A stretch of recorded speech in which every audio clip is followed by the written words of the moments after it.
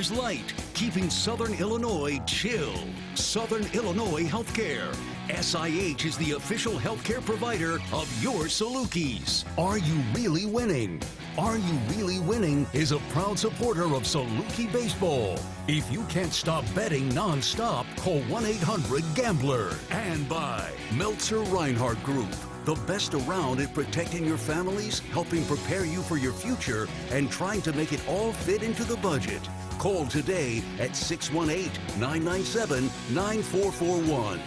Now, here is the voice of the Salukis, Luke Martin. Welcome everybody back to Saluki Baseball as SIU eyes a series sweep, and with a win today, Coach Rhodes and the Salukis will be locked into the Valley Tournament. So it's a big one here in the finale in Nashville, joined by the head coach himself, Coach Rhodes. I am Luke Martin. Coach, we talked about last night after the game, pretty simplistic win today, and it opens up a lot of possibilities for your group going to the standings. And most importantly, you just want to end this season on a hot streak. Yeah, I mean, that was our message to our guys before the weekend started was, really we've had 6 conference games left, and in our opinion, we need to go out and play. But if we played good baseball, we would have a chance to win all 6 games and just feel better about ourselves going into the conference tournament. And, where does that put us? First place to 6th place? I don't know. But either way, whenever you go into a tournament and you're playing good and you feel good and you I don't think it's just coaches or you. I think our players understand how wide open the tournament is. And I think we just want to go in feeling good about ourselves and just understand that anybody can win that tournament if they're playing good baseball. Look, I don't want to put this group in the category of the group in 22 that won the regular season. My point when I bring this up is the most wins you've had in a conference season was 16. Now, that was a 21-game season, so do the math, 16-5. It's a really good record. But this group has a chance to get the 15 Valley wins. That'd be second most that you've had in your time. To me, that's got to be a level of importance, right? Yeah, I mean, it's, right now, like, I'm trying not to look back at all the games that we've just squandered, and you're like playing the what if, what if we would have done this, what if we would have done that, and unfortunately we've had those scenarios where, like, I really do think that we could have been playing for first place over the next 4 games, but we're not, and you kind of got to focus in on the now, and the thing that is encouraging is that we've had really good, energy in our dugout, really good focus in our dugout. Play has been pretty solid on the field. Starting pitching has been fantastic. And, you're just trying to, live in the moment rather than look back on things that there's nothing's going to change from what we've done already. And, just try to catch fire down here at the stretch. And, like you brought up 22, I mean, Missouri State, we ran into Missouri State in 2022 when we had a great season and they didn't have a very good season, but there wasn't anybody that was going to stop them in the conference tournament with how hot they were. And, we're just trying to kind of go down that same path where, we play our best baseball at the right time and salvage the season that we have. Look, I know you got a veteran team this year and the focus is now, but you hope even for guys that you can have come back. It just reinstates the importance of every game in the league. Even going back all the way in Chicago, you may have the sense of, hey, this is, late March. There's still a lot of baseball left. That's where all of those they hurt in the moment for the guys who have been around because you just know how eventually that can really deter which way you go. Well, the season, it seems long, but it goes by so fast. And, whenever you just lose a game and you're, 15, 18 games into it, you think, oh, no big deal. Like, we'll make it up at some point. The problem is like sometimes you do, sometimes you don't. And, we had just too many of those slip-up moments throughout the season where, we're in a position now where, we're not able to play for a championship. So, the great thing is the regular season champion, it's a great thing, and I always want to do it. Yep. That person isn't necessarily going to a regional this year. It's going to be whoever steps up and wins the conference tournament. So even though we didn't accomplish, one of our goals, and that's to win the regular season league, the goal of winning the conference tournament is still out there. Now, we still have to make the tournament, so we still got to play well over these next 4 games. And we don't get ahead of ourselves too much, but, the big thing is continue to play well, let's get in, and once we get in, let's find a way to win it. You really liked your offense early in the game yesterday. What was impressive was Brown for Belmont, who got the start. He only allowed 14 hits in league play entering yesterday. You got him for 10. How can you carry what you did well early in the game yesterday against a guy who really did not give up a lot of hits and give up a lot of runs, yet you guys were able to manufacture it into some good offense? Well, I think the one thing that we have to be able to do is just like, right or wrong, they play some what I would call odd shifts. They move guys around and put them in certain spots and don't necessarily pitch the baseball to where you think that shift would be positioned. So one of our talking points in the scouting report meeting yesterday was take a glance at the field before you step in the box. And if they're going to leave one side of the field completely open and they're going to throw to where you can hit the ball to that side of the field, take your hit. Like we at that point, give up on the extra base hit and just take your hit. And I was super proud of our guys within the first, 3 innings of that. And I think you saw, we had probably 4 or 5 hits just right through the 4-hole where there's nobody standing there. And again, if they're going to continue to do that to us again today, we have to be able to observe the field and say, okay, there's nobody on this side of the field. If he throws me a pitch on the outer arc of the plate, I'm not going to try to drive this ball over the fence. I'm just going to hit the ball in the barrel on that side of the field and take my hit and just keep the line moving. And then wait for a pitcher to make a mistake, and then a batter drives one in the gap, and we got 2 or 3 runners on, and we score some runs that way. So, again, hopefully we'll be able to take advantage of that if they continue to move guys around like that today. Look, you set yourself up where on Sunday, if you get in a pickle and you need to get to your bullpen extremely fresh. Yeah, we got everybody. It'll be a situation where the person that's standing on the mound will go as long as the eye test is being passed.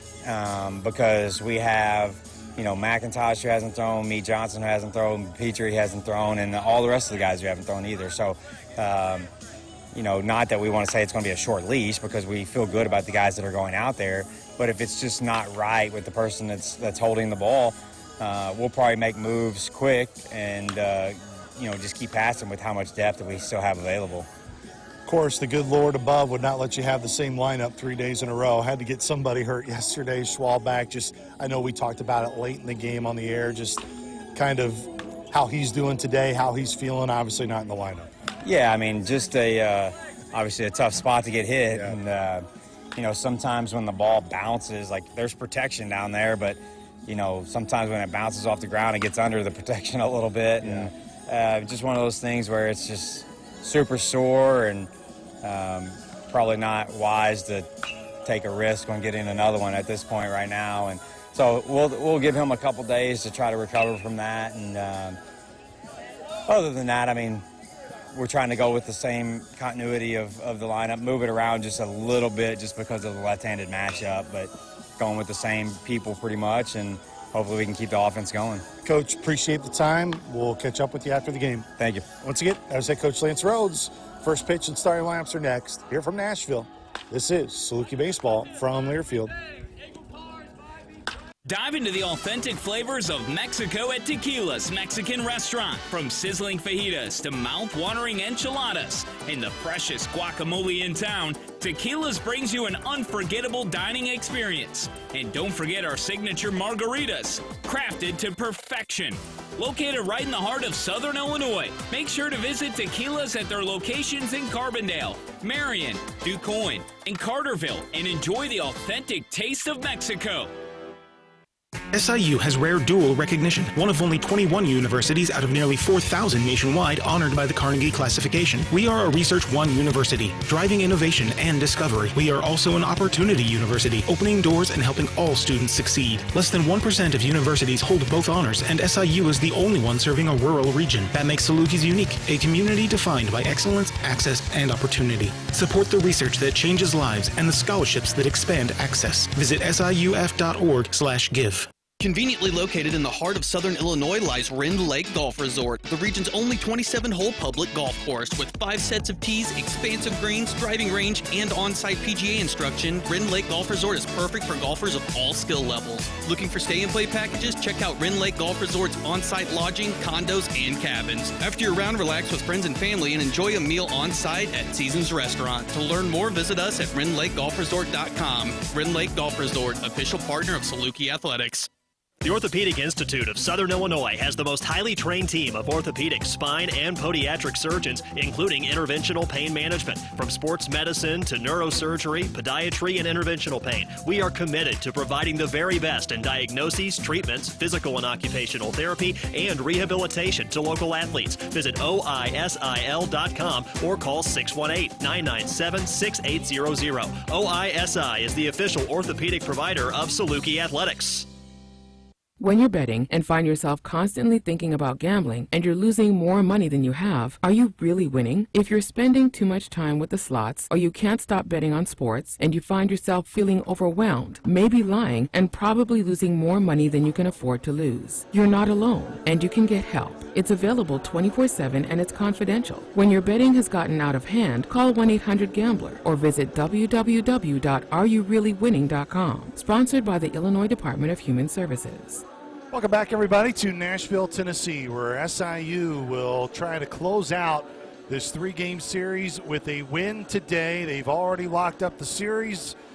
Now they just need one win today, and they can lock up a berth in the Missouri Valley Conference Tournament, which is hard to believe, just a week plus away in Murray, Kentucky, with just 1 weekend left in Valley play after today concludes. Let's go ahead and get to the starting lineups today, and we'll begin with SIU's batting order. Again, really, there's a couple changes, but the biggest change, Mason Schwal back after taking that tough hit yesterday below the belt late in the game. He'll be out today. It'll be Christian Sprawling batting first and leading off, playing left field. Kai Watson, the right fielder, will bat second. Batting third will be center fielder Julio Guerrero. Batting fourth, who's having a great weekend, Jacob McKenzie. He's got 4 hits in this series.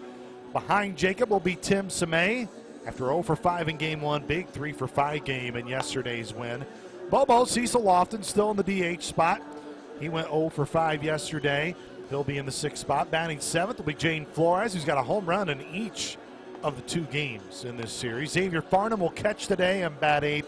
And then batting 9th will be Gabe Petrucelli. Sprawling, Watson, Guerrero, McKenzie, Semay, Lofton, Flores, Farnham, Petrucelli. That's the 9 today for Lance Rhodes in his 7th season. Defensively for Belmont, a group that has 57 errors this year. They've turned 29 double plays, including 2 this weekend. Whitworth gets the start for the first time this weekend in left. LaRue in center, Langlotz in right. Around the horn, Godsey at third, McMeans at short, Davis at second, Maddox at first, and then Sprocket will be catching the balls and strikes today for Ridge Harvey. Harvey, his last outing was against Valpo. He pitched the first inning, and then Brown closed out the final 8 innings. His longest outing this year was against Evansville here at Rose Park. He went 7 innings, struck out 13, no free bases. It was a very impressive outing on that day for Harvey. And he will try to navigate this Saluki lineup that yesterday was able to put up 6 runs early. They scored 3 in the second, 2 in the third, and 1 in the fourth, and then the bats kind of went away. Now, Christian Sprawling will lead off against Harvey. Harvey, the left-handed freshman hurler, leg kicks, comes home, and the first pitch is low and right on time here at 1:05 here at ES Rose Park. This facility opened in April of 2011. It's been the home for Belmont baseball and softball. The softball field's actually just over left. That pitch grabs the inside to Sprawling. Salukis will be wearing their all-black uniforms today with Dawgs spelled out in the front in maroon. Maroon numerals on the front and back in white trim. The righty Sprawling in a 1-1 count. That's low and bounced in. They ask if he went around. He did not. Matt Anderson, our first base umpire. Bob Howard is at home plate today. And then Mark Hutchinson, who was our home plate umpire yesterday, he's over at third. Again, gorgeous day. Not anywhere near as many clouds as yesterday. Swing and a miss by Sprawling, and it's 2-2. Weather today, the real feel right now is about 95 degrees here in Nashville. Temperature 83. Wind out of the west-northwest today, so it's blowing in from left. The 2-2.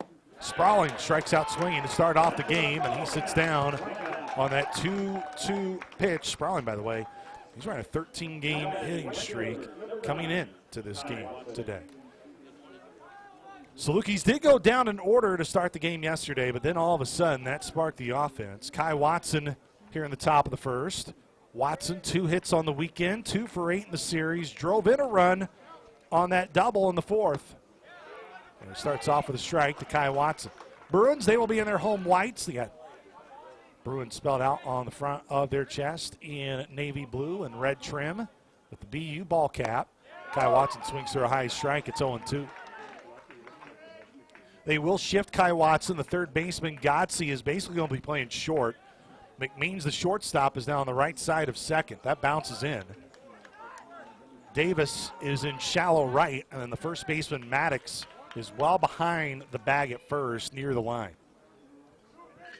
1-2 count, 1 out. The pitch, way outside, 2-2. Coach Rhodes mentioned it in our pregame conversation. A big conversation in their scouting reports have been, look, they're going to shift you. You got to be able to hit against the shift. Is that high up in 3-2? But more importantly, he said, they're going to pitch you in ways that aren't typical when those shifts happen.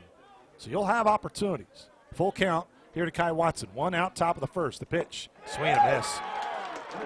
Back-to-back strikeouts for Harvey, and he's off to a great start today. Again, Salukis have actually gone down somewhat in order each of the games. Now, that one on Friday was a little wacky. You had those 2 defensive errors in the inning, but the Bruins actually faced the minimum in the first. So they faced the minimum all 3 weekends. Julio Guerrero, 0 for 4 yesterday, but man, he smacked that one, but it goes well foul on a line. As Guerrero kind of stares up into the stands.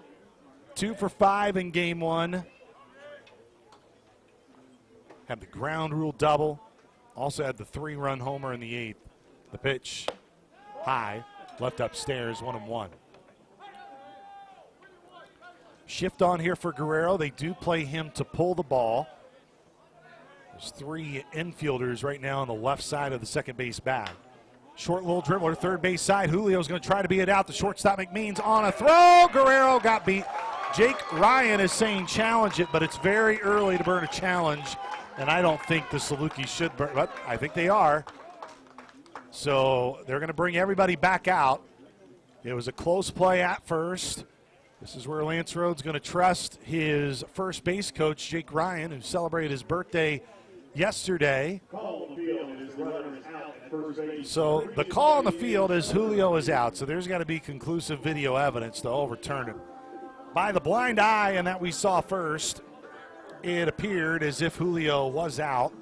But again, it was bang-bang. It's about as bang-bang as you can get. So we'll see if there's an angle that can get this overturned.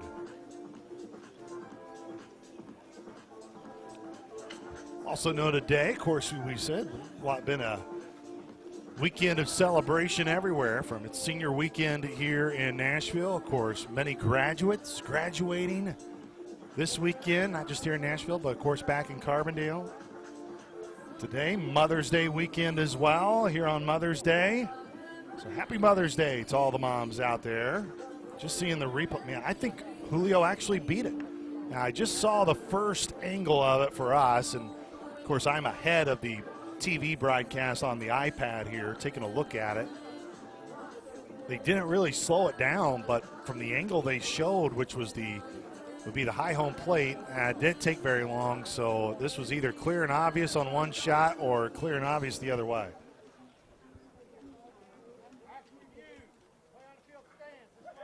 So he's out. And I'm telling you, that was really close. I'm seeing the slowed down version here now. Yeah, probably gone by half a step. So Salukis are down a challenge here in the inning, 6-3.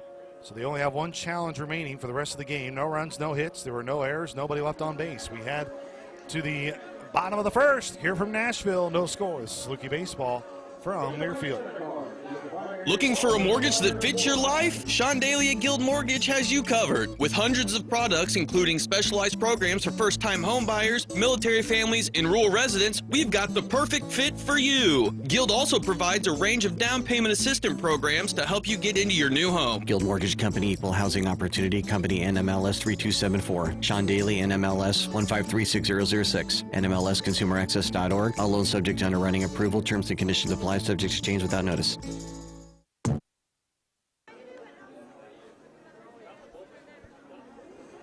Defensively for SIU today, in the bottom of the first, nothing brewing for the Dogs in the top of the first inning.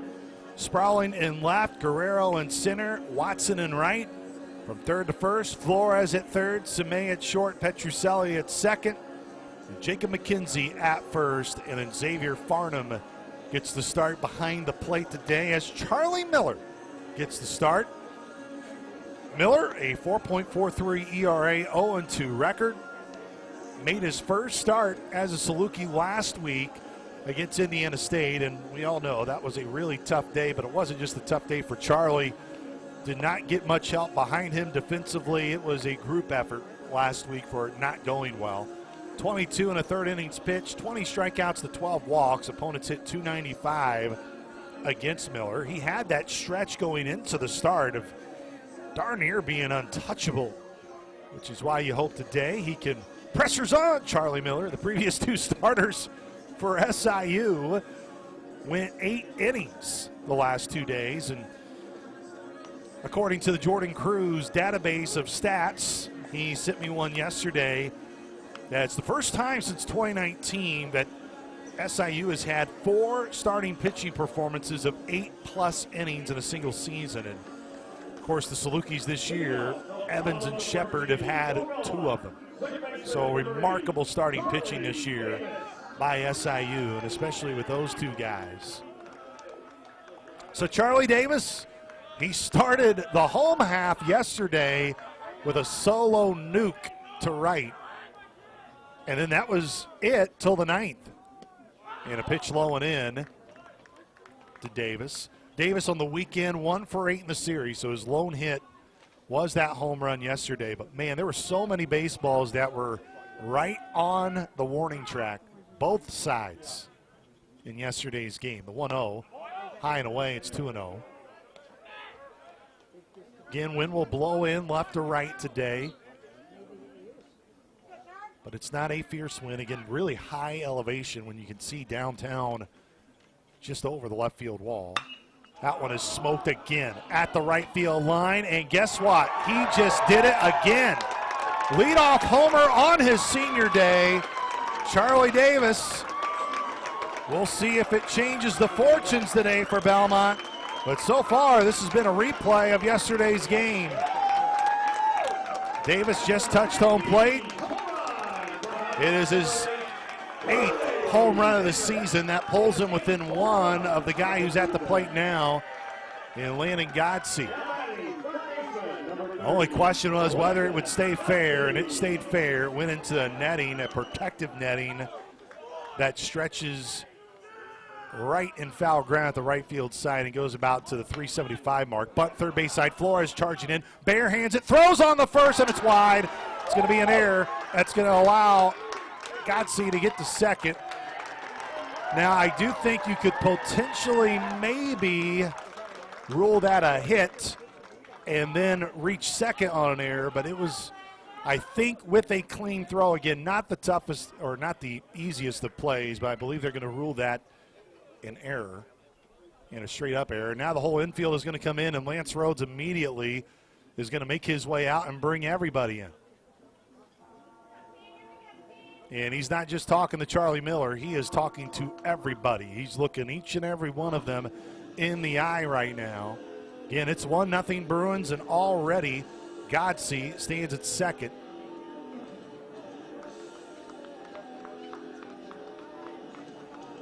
And Lance Rhodes will now walk back to the third base dugout.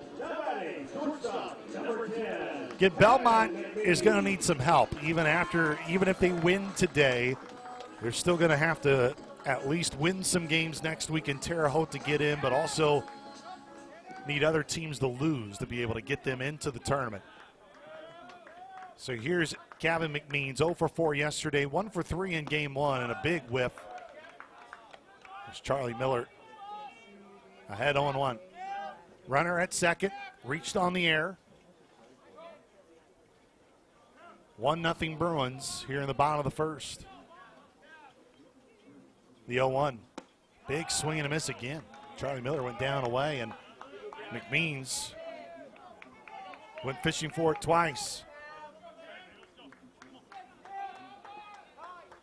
McMeans behind 0-2. He's the shortstop for Belmont from the right side. It's a righty-on-righty matchup.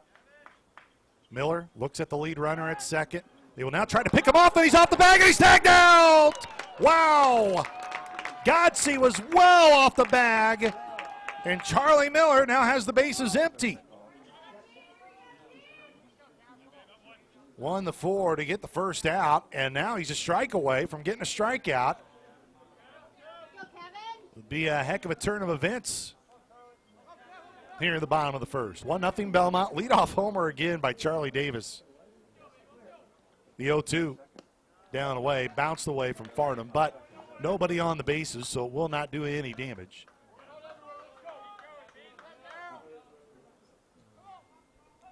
Godsey laid down that bunt and then reached on the error at first.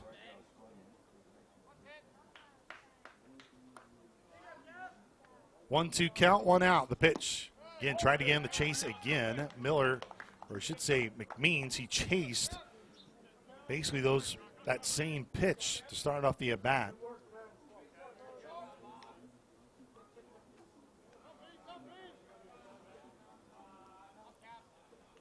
The 2-2. Swing and a miss. Chased it high. Charlie Miller with his first strikeout of the game. Second out in the inning.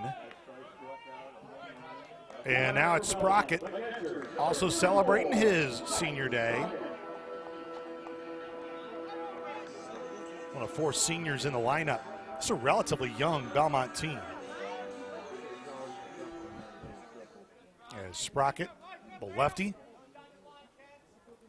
256 on the season. And a pitch outside. 1-0.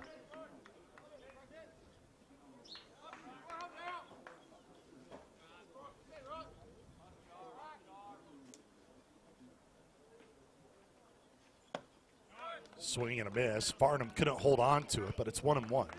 They did, by the way, they did do what I thought they would do, which was give Godsey a hit, and then the error allowed him to get to second.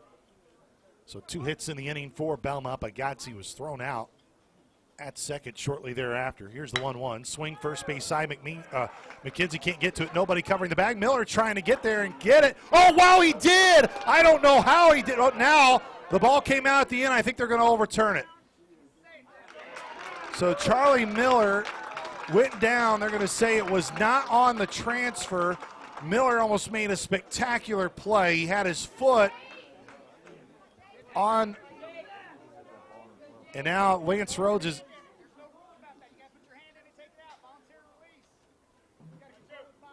So you got to control it to the body. He's saying that Miller lost it on his own. He did not make the grab and then take it out on his own in the infield.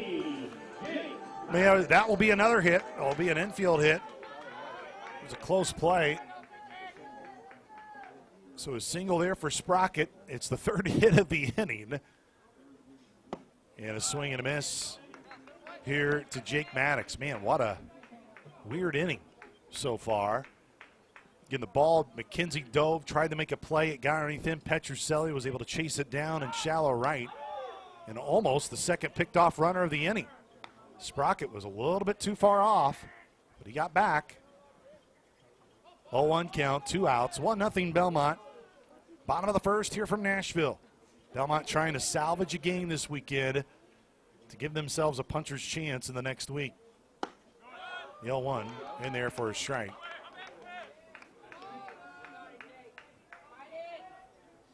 A win today not only clinches Southern spot, but it will potentially clinch a spot for Evansville as well. Here's the 0-2. Pitch high and away. Aces, they are 11-9 as well. they hold the tiebreaker with Belmont. Belmont sitting right now at 9 wins, so still with the series they go. They technically could get to 12 wins. Runner on at first, 1-0 lead Belmont, bottom of the first.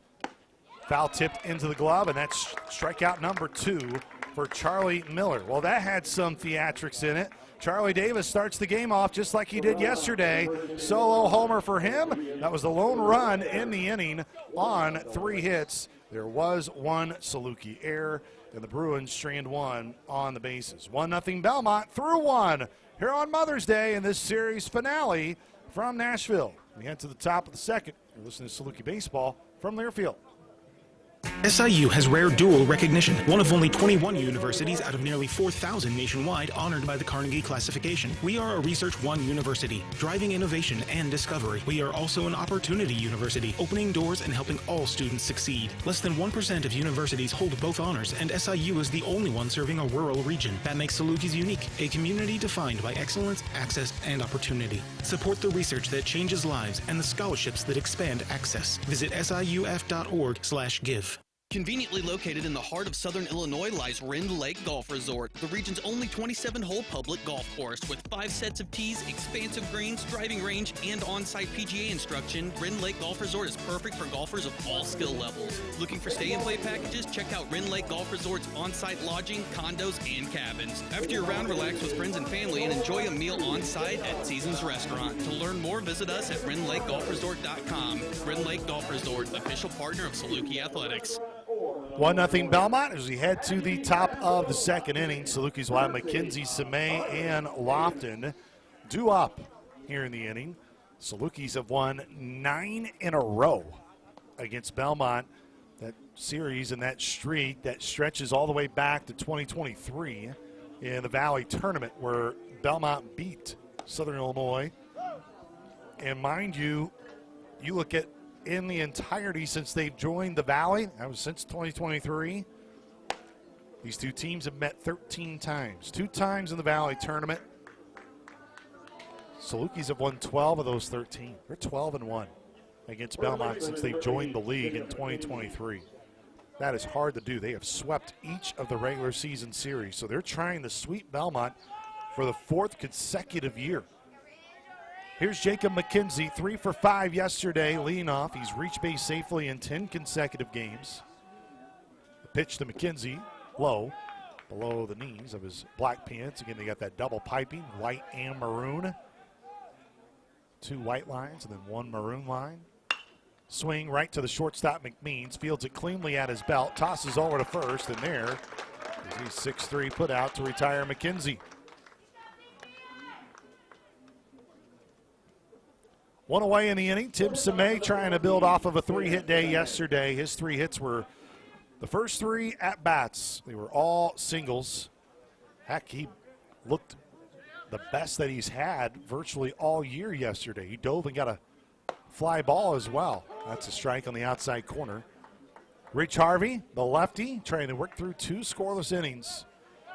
Again, Belmont, they scored the first run yesterday, and then SIU responded with a 3 spot. Tim Semay swings away and misses. So far in this series, Belmont scored the first run, the bottom of the 4th on Friday. Salukis put up 3 in the top of the 5th right after. So SIU's answered anytime Belmont has scored first this weekend. We'll see what happens today. Pitch well outside. It's 1-2. 1 ball, 2 strikes, 1 out on this gorgeous day. Warm afternoon. Just a small amount of clouds above us, but it is a perfect sky. Here's the 1-2 pitch. Well outside again. Nearly got it to go on the back door for a strike. 2-2 count. 2 balls, 2 strikes, 1 away. Tim Semay trying to be the first Saluki to reach base. It's been 4 up, 4 down. The 2-2. Semay in the air to left. Back on it is Whitworth at the wall, and it is gone. It's off the right pole and left. It came back in the play, but it's a dinger, and it's a tie game. The Salukis' first hit on Friday was a solo homer by Jaden Flores. And yesterday, Flo hit another 3-run homer. And now Tim Semay with the home run. And just like that, it is a tie game at 1. Tim Semay with his third homer of the season. 1-1. So now Cecil Lofton with one out in the top of the second, pitch high and in, 1-0. Now we'll see if the Salukis can tack on two more. Again, they put up a 3 spot every time Belmont scored first the last 2 days. I mean, that was a high strike, but it's 1-1. Lofton, he wears that black uniform. He goes to those black batting gloves. Here's the 1-1. Swing and a miss on a pitch down away, 1-2. Flores is on deck. Lofton, one hit. The pitch, swing up the middle, behind the head of Ridge, the pitcher. The shortstop, man, it was taking his time because obviously Cecil Lofton, he is still not 100%. He's not even 40% in terms of his strength, in terms of running the bases. And it was a light jog. And for a second, I thought maybe they were ruling it back for some reason, but no, he was just taking his time because he could tell that Lofton was also taking his time. A tie game at 1, one out, solo homer by Tim Semay to left, into the wind. Has tied this game up at 1 apiece, and now it's Jaden Flores. 3 hits in the series, 2 of them home runs, and he fouls that one back, 0-1. 0-1 count, 2 outs.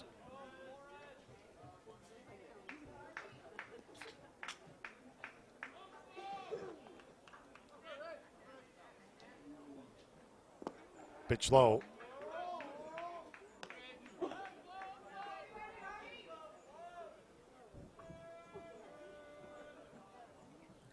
One with 2 outs. The pitch. And Flores let it go low in the turf. 2-1. Indiana State will try to sweep Murray State today. They've taken the first 2 games of that series. UIC looking for the sweep as well of Illinois State. Evansville and Valpo, they're in a rubber game today. The 2-1. Well high, nearly goes to the backstop. 3-1. Flores adjusts his gloves. Could be the weekends of sweeps in the Valley, excluding the Evansville series. Tie game at 1. Tim Semay with a 1-out solo dinger to tie it up. Here's the 3-1 pitch. Well high. It's a walk. First free base issued by Harvey. And it will pass the baton on now to Xavier Farnham. Catcher number 12, Xavier Farnham. 167 hitter on the year. Again, not a ton of sample size for Farnham. This will be his 11th start. 5 hits, 1 of them a home run. Does have 2 RBI on the year.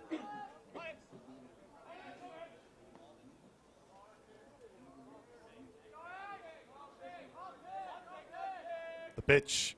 Ooh, that nearly clipped the back part of his leg. 1-0.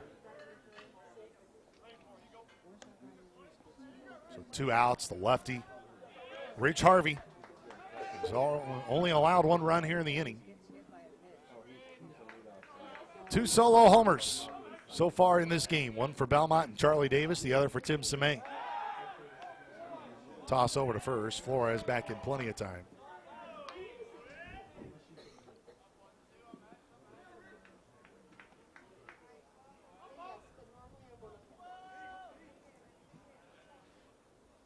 The 1-0. Right up the gut, went right through the feet of the pitcher, Ridge Harvey. And now at second, Flores, he's got to turn around and get held up. He wanted to go first to third, but a hit there by Farnham goes right up the middle. And now it's first and second with 2 outs, and Gabe Petrucelli with an opportunity to try to put a crooked number up for SIU. Petro in the 9th spot today. He batted 7th in the first 2 games of this series. He had a double in game 1. He had a 2 RBI double yesterday. And that 2 RBI double came in the 3rd. Here in the top of the 2nd, tied at 1. Petro sees that one go right over the plate. It's 0-1. Tie game at 1. We're in the top of the 2nd. SIU, they were outstanding with 2 hits, 2 outs yesterday. Had 7 2-out hits. Swing third base side. Oh, just foul. Man, that was skimming right on the white chalk. Again, it's not actually white chalk because it's turf, but it was going down to the third base bag, and man, it nearly clipped the bag and stayed fair. And if it did, That would have been trouble for Belmont. Tie game at 1. First and second for SIU. It's Gabe Petrucelli, lefty on lefty matchup. Harvey looks back at second, comes home, swing, bouncing ball up the middle. Second baseman Davis makes the short turn to second to be able to retire Farnham on the 4-6 putout. It'll be a fielder's choice for Petrucelli. But the Salukis do get a run back. Tim Samay with that solo homer is one of 2 hits in the inning. There were no errors. Salukis do strand at 2. We are through 1.5. It is tied at 1. Bottom of the second when we come back. This is Saluki Baseball from Learfield. Dive into the authentic flavors of Mexico at Tequila's Mexican Restaurant. From sizzling fajitas to mouth-watering enchiladas and the freshest guacamole in town, Tequila's brings you an unforgettable dining experience. And don't forget our signature margaritas, crafted to perfection. Located right in the heart of Southern Illinois, make sure to visit Tequila's at their locations in Carbondale, Marion, DuQuoin, and Carterville, and enjoy the authentic taste of Mexico. Charlie Miller back out for his second inning. See if it can be a cleaner inning for him. Again, Charlie Davis with the leadoff homer. But the Bruins did have 3 hits during the course of the inning. 2 of them were in the infield. They'll be Webb, LaRue, and Langlots up against Miller here in the inning. Schwalbach right now is in, going to catch these warm-up tosses as Xavier Farnham comes out with his catcher's gear on now.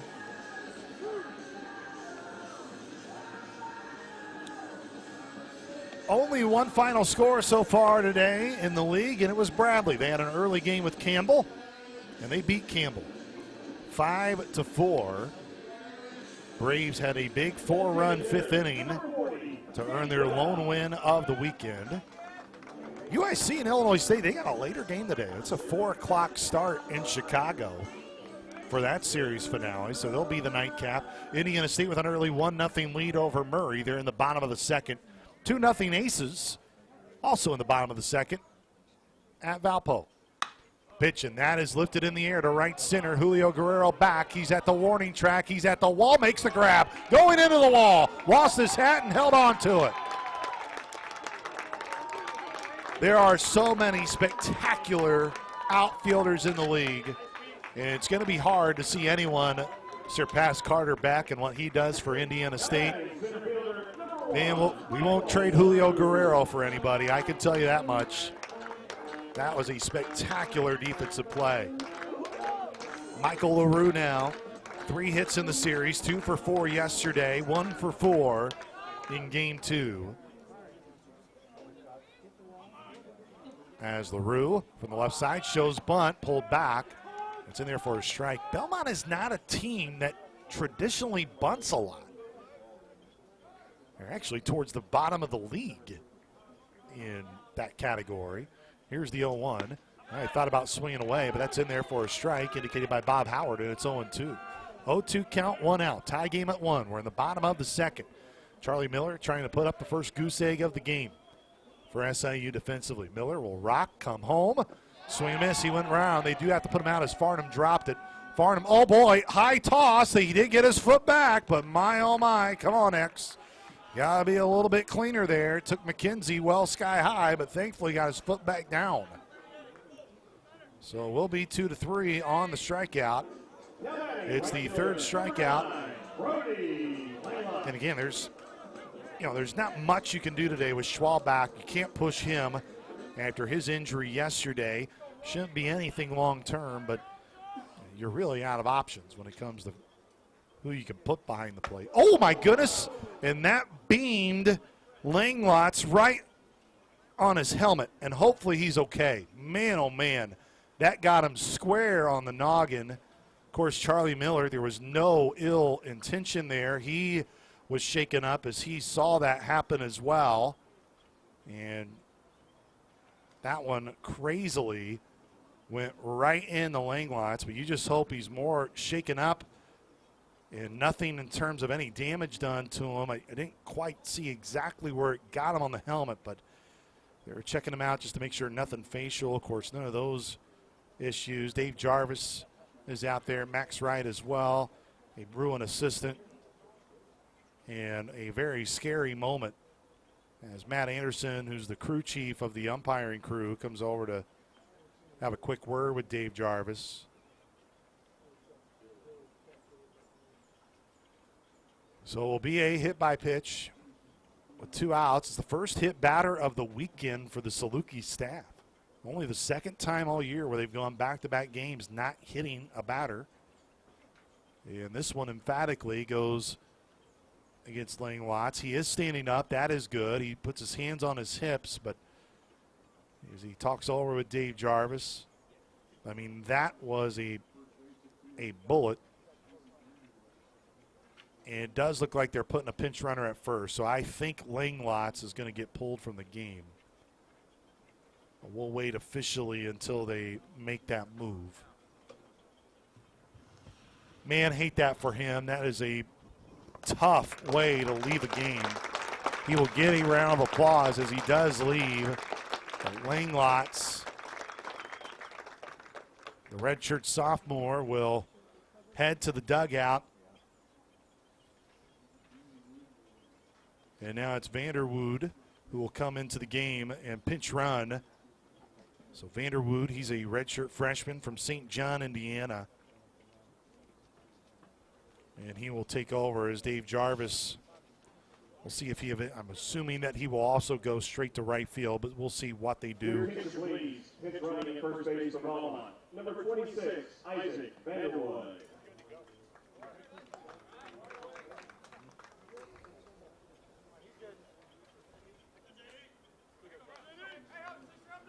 So Vanderwood takes over there at first after the hit by pitch to Lang Watts.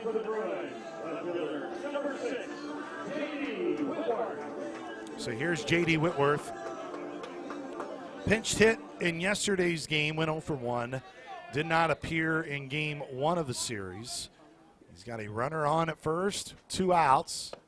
And that's a breaking ball that goes low and in. And again, that nearly hit him.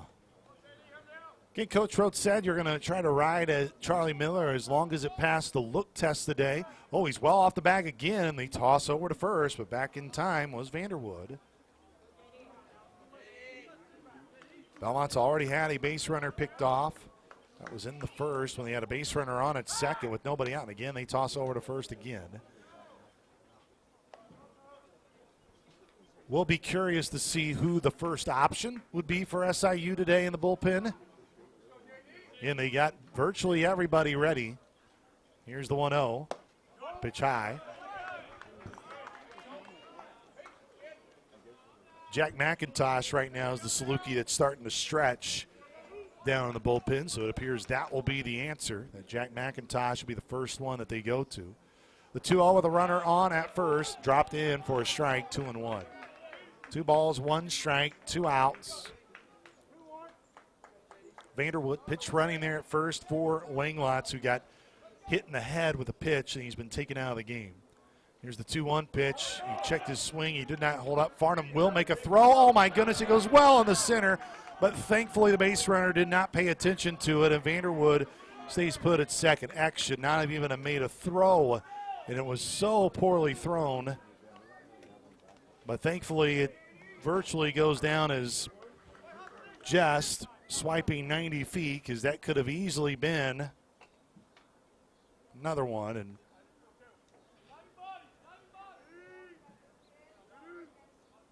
so now the home plate umpire, Bob Howard, on a quick word here. It's a 3-1 count.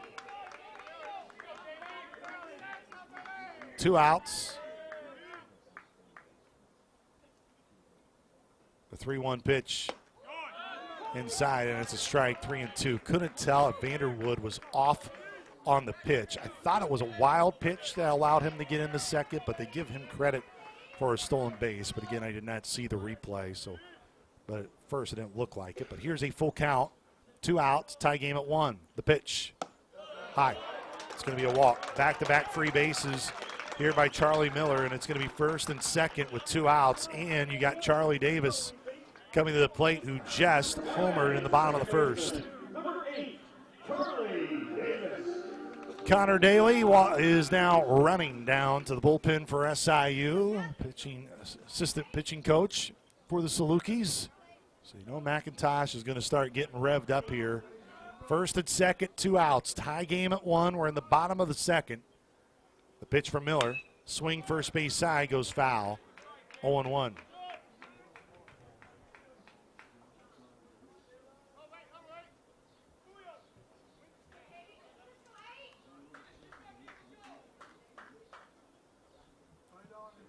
Oh-1 count, 2 outs. Tie game at 1.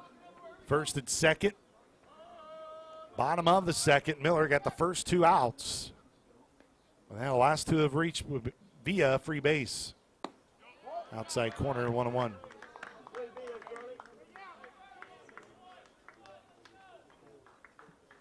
One ball, 1 strike. We'll be curious maybe later in the game if Coach Rhodes decides to put Jacob McKenzie catching and then Caleb Hall, bring him in at first. Here's the 1-1. Swing and a miss, it's 1-2. I'll deal with that later on in the inning. Could have been some catastrophe moments here. Still a lot of baseball left in this game. First and second, we are in the bottom of the second. Belmont trying to answer 1 run in the top half for SIU. Tie game at 1. Here's the 1-2 from Charlie Miller. Well outside. 2-2. 2 balls, 2 strikes. No hits in the inning for Belmont, but they are threatening first and second with 2 away. Charlie Miller from the first base side of the rubber. He's set at that black jersey top. Looks back at second. Leg kicks. The righty deal. Swing and a miss. Got the strikeout. 4th strikeout of the game, and he gets Charlie Davis on strikes, which that's hard to do, especially with the weekend he has been having.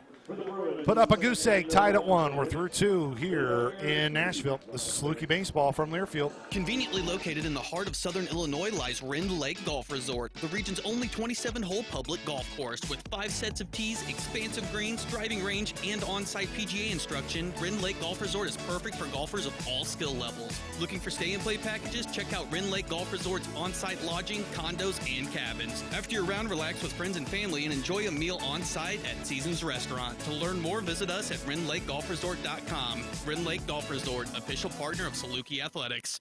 The Orthopedic Institute of Southern Illinois has the most highly trained team of orthopedic, spine, and podiatric surgeons, including interventional pain management. From sports medicine to neurosurgery, podiatry, and interventional pain, we are committed to providing the very best in diagnoses, treatments, physical and occupational therapy, and rehabilitation to local athletes. Visit OISIL.com or call 618-997-6800. OISI is the official orthopedic provider of Saluki Athletics.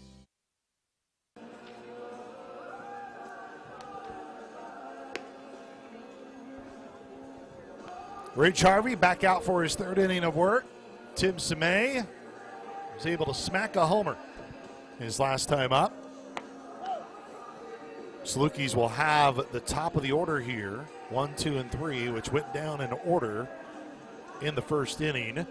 There's Bob Howard and Matt Anderson have a quick conversation here right down the 3rd base line. Jake Ryan makes his jog back. It was so great to catch up with Jake on the postgame show yesterday.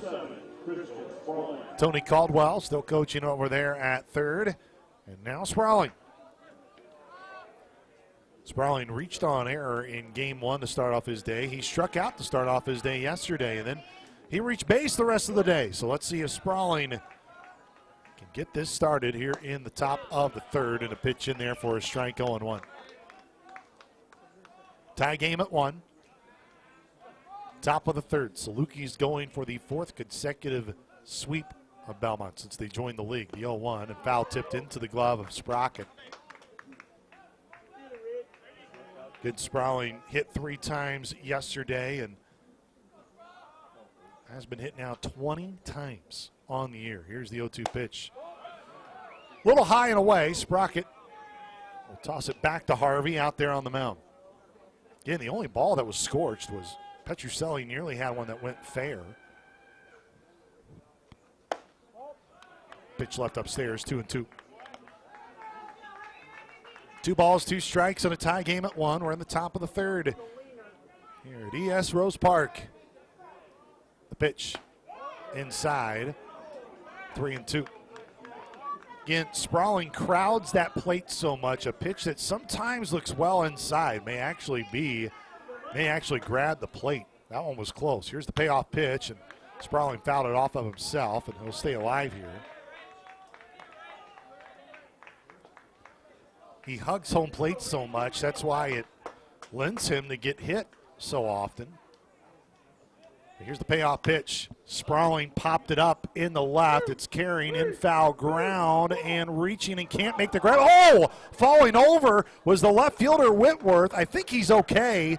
He went completely over the wall that goes down the left field line. Thankfully, he caught himself enough to where he didn't go head first into the grass. He reached over to try to make that grab, and he came close to it, but just ran out of room. But he totally went head over heels there. Count remains full. The pitch. Guess what? It hit Christian Sprawling. That may upset some fans in attendance today. Another hit by pitch.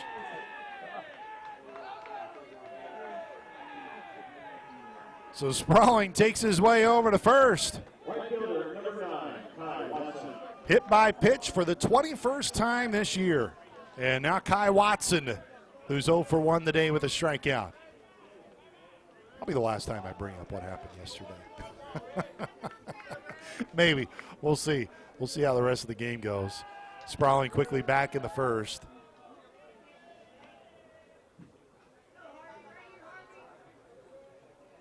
Harvey works the third base side of the rubber.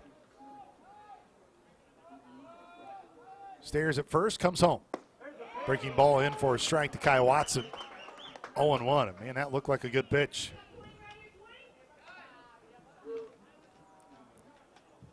I agree, Riley Hoystad. Swing the bat. 0-1 count. Sprawling with a nice lead off first. He's back by the cutoff and where it goes to infield grass, switching from what would be infield dirt. But Sprawling gets back in the first. He was very aggressive with that lead off. We'll see if he's just as aggressive here, and he is. Both of his feet are outside that cutout. And again, tossing back over to first was Harvey.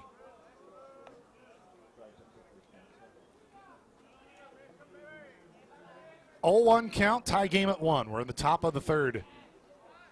Christian Sprawling with a leadoff hit by pitch, and that nearly hit Kai Watson. That one rode high and in, and it's 1-1.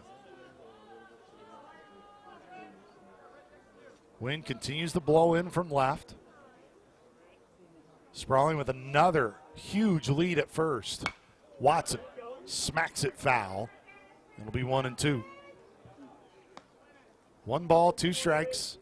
Tie game at 1. 2 home runs right now in this game. One by Belmont's Charlie Davis in the bottom of the first. The other by Tim Semay for SIU in the top of the second.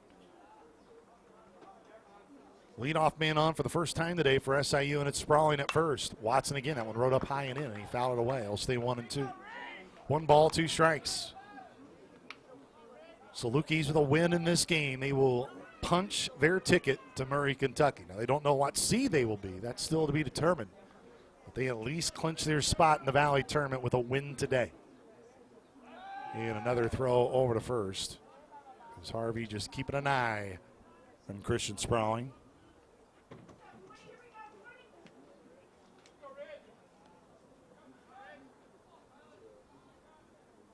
The 1-2. Breaking ball was a backdoor, nearly landed it for a strike on the lefty Kai Watson, but it was too far inside to Kai, and it's 2-2. That was a good pitch. 2 balls, 2 strikes. Runner on at first. Here's the 2-2. Try to do backdoor again.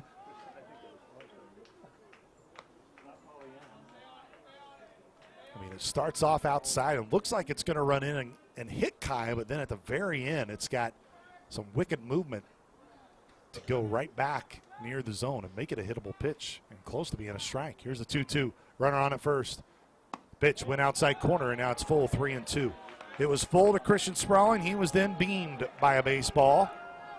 Right now it's full again here to Kai Watson. Nobody out. Tie game at 1. Harvey's payoff, and he'll toss over to first.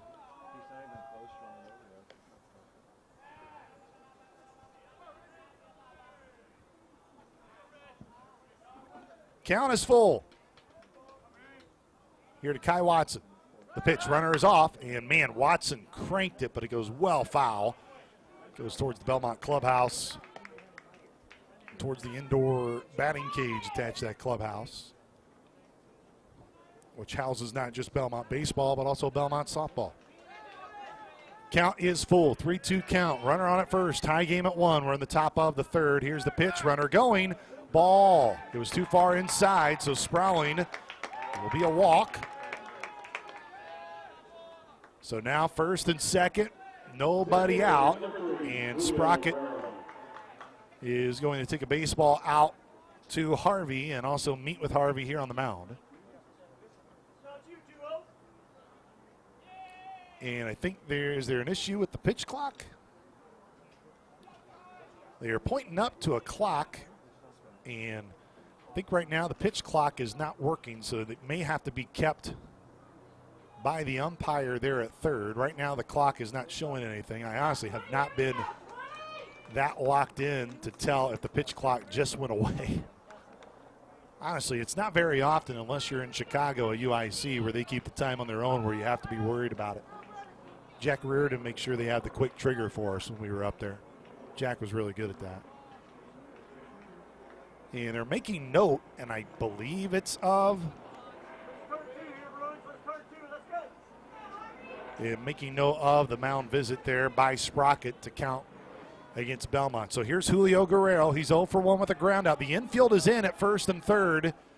Shows bunt in the air, first base side, and it's caught. Oh, Guerrero. That is a out. Oh, popped up in Fairground-O-Matics as he tried to bunt his way on, potentially to reach, but at the bare minimum, at least move the base runners over, and now it's first and second, and now 1 out. And here's Jacob McKenzie. Tim Semay is on deck. He hit that solo homer in the first off of Harvey, and now the infield goes back. McKenzie with his open stance. Ball was inside, 1-0. 1-0 count. Tie game at 1. First and second. Sprouling at second, Kai Watson at first. On a sunny day here in Nashville, here's the 1-0. McKenzie ripped it right to the shortstop McMeans, and he can't glove it. It went off his glove. Sprawling will hold up at third, and the bases are loaded. It was a little bit outstretched from his glove. If he gloves it, it would be a tough play at first. But again, it's one of those where a little bit of a tweener of exactly how you want to rule it, because of where he was positioned, probably a play. And again, it was a hard hit ground ball. But right now the bases are loaded, and Coach Gore is going to quickly come out here for Belmont, and they will give McKenzie a credit for a single. It'll be a single to the shortstop. So bases are loaded here for SIU. There is nobody out.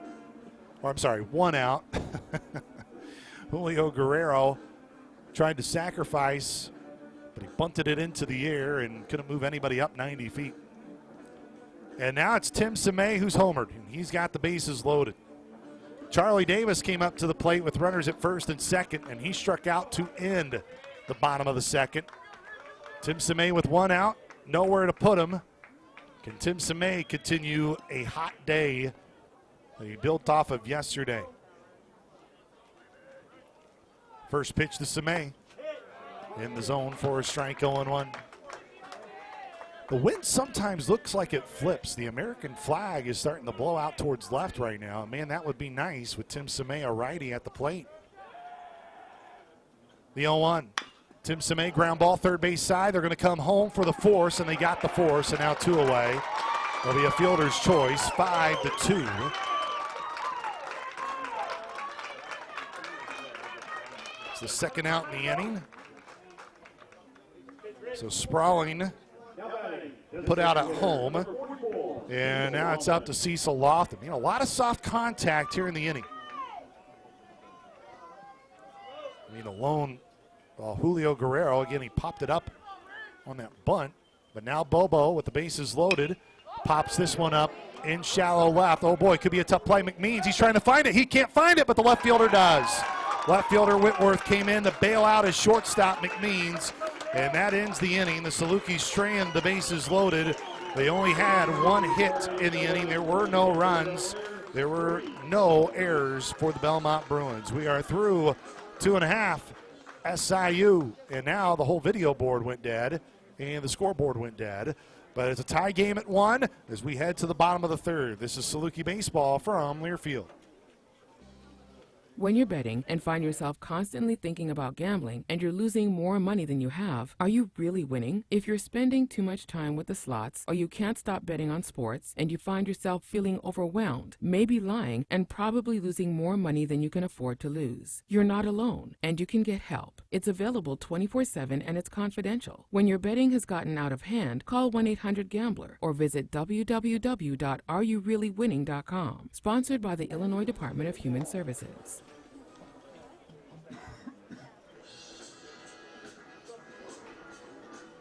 Download the Belmont Bruins app and sign up for Bruins rewards. After that, simply check in on the app. Salukis have stranded 5 over the last 2 innings. Still tie game at 1. We head to the bottom of the third inning. It will be 2, 3, and 4 spots due up for the Belmont Bruins. Charlie Miller still out on the rubber for SIU.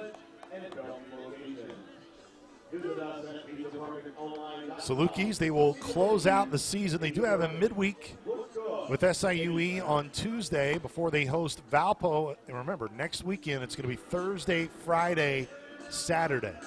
The final weekend of the Valley always moves up a day, so you'll have Thursday night, Friday night, and then Saturday to close out the home portion of the schedule. Again, Salukis with a win today, they know that they will be officially locked in the tournament. With a loss today, they will still have work to do next weekend. And bottom line, they're going to have work to do next weekend to even improve potential seeding. Pitch to Landon Gotze, and it's wide, 1-0. Gotze, he reached on a single, and then he made it to second on a throwing error by Jane Flores. And Jacob McKenzie was trying to get the play there first. Here's the 1-0. Fouled off. 1-1.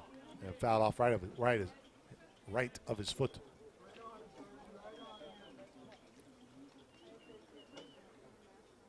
Each team right now, 1 run on 3 hits. Salukis do have that 1 error. That was back in the first inning.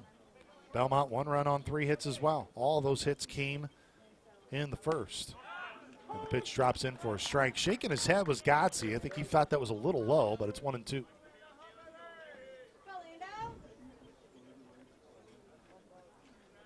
Gotze on his senior day. Starts off the bottom of the third. Here's the 1-2 pitch. Popped it up, but it will go out of play. Again, there is not a ton of foul ground here at ES Rose Park. There's some territories you go down each line. It's not as impossible like if you've ever been to Hawkins Field here in Nashville for Vanderbilt. There is virtually 0 foul territory. Here's the 1-2.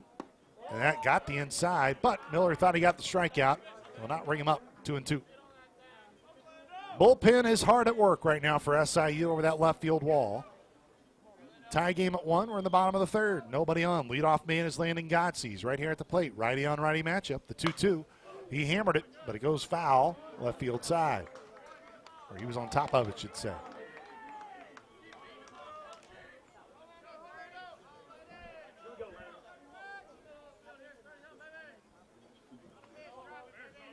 Two count. Gotze with a good battle here to start off against Miller in the bottom of the third. Charlie Miller, leg kicks, comes home. Foul back into the netting.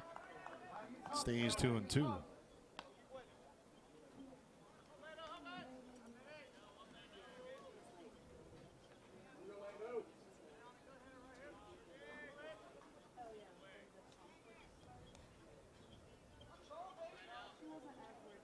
Miller from the windup. The 2-2, first base side of the rubber. Ground ball, third base side, foul.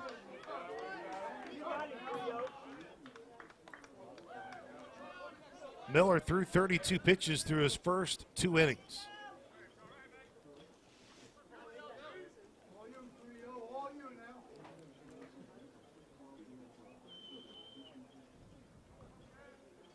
Miller's 2-2 in the left center. Sprawling trying to get to it. Julio Guerrero can't. It goes over Guerrero's head. Sprawling backs him up. Throw will go in the second, but it will be a double for Landon Gotze. He's 2 for 2 today, a single and a double on his senior day. And with nobody out, tie game at 1. The go-ahead run in scoring position for Kevin McMeans. Now batting, shortstop number 10, Kevin McMeans. So now McMeans 0 for 1. He struck out against Miller back in the first, and now time called. They need to get a new wristwatch out to Gotze. Apparently that one is dead, so we can't get the calls, which is basically the PitchCom system that everybody has now.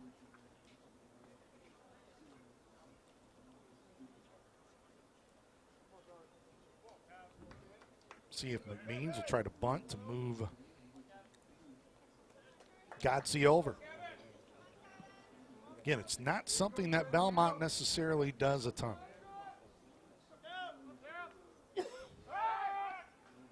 Gotze this time was much quicker to the bag. And I think they're asking, was that a balk? They're going to say it's 1-0. So now Charlie's got to be aware here, 1-0. As they charge a ball.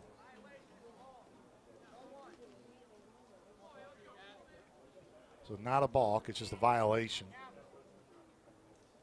Here's the 1-0. Bunt shown, third base side, and goes foul. Farnham will pick it up. 1-1.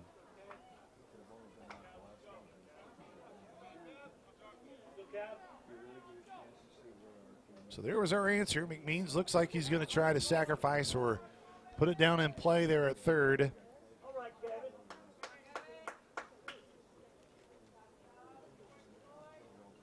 And the Salukis got to make that decision of, do you try to get the lead runner there at third or get the sacrifice at first? Gotze's got good speed.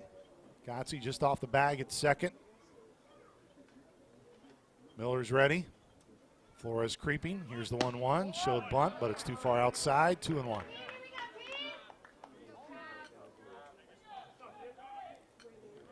Charlie Miller atop that all-turf pitcher's mound here in Nashville. As he works from the stretch on the first base side of the rubber. Runner on at second. Tie game at 1. Bottom of the third. The 2-1 bunt, third base side. Flores is there. He's got it cleanly. Goes on the first. On target throw. Sacrifice does work. 5-3 to get McMeans. But Gotze moves up 90 feet. He may have actually moved up 93 feet if we're being exact. But now Ryan McLaren will make the call to the bullpen, and that's going to be it for Charlie Miller today. So Charlie couldn't quite go 8 innings like his brothers did the last 2 days.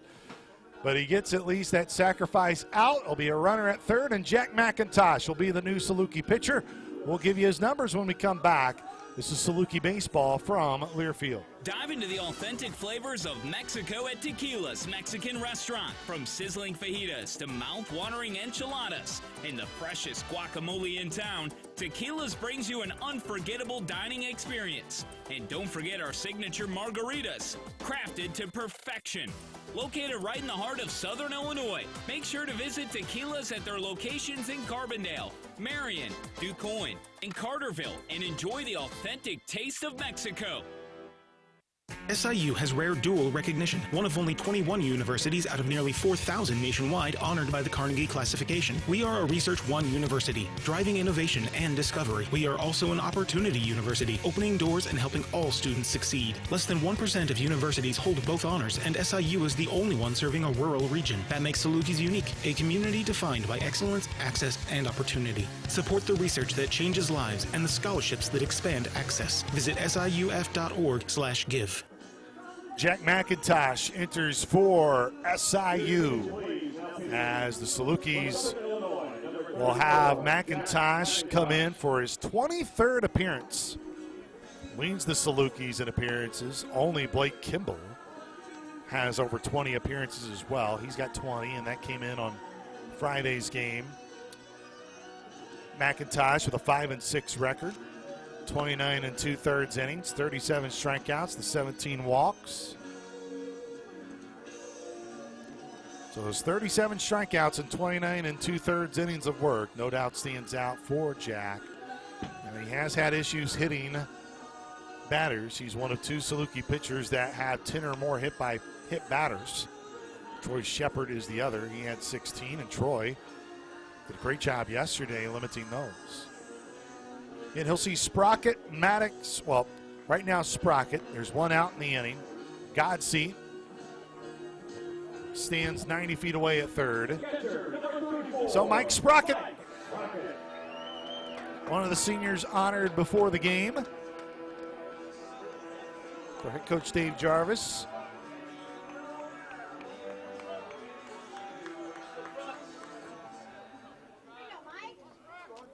So Sprocket with the go-ahead run at third. Tie game at 1 here in the bottom of the third. The pitch, swing at first base side against the shift. Run will score. There'll be a 4-3 put out. RBI to Sprocket, and Belmont with the 1-run lead, 2-1. Sprocket with the RBI, number 23 for him on the season. So now the bases are empty. Again, the Saluki defense was willing to give up that run for an out. Be hard-pressed to see if this game is going to end in this score. The righty McIntosh deals, and that one fouled off. 0-1. Maddox, he struck out against Charlie Miller. Again, that run will go against Miller. So responsible for both of those runs.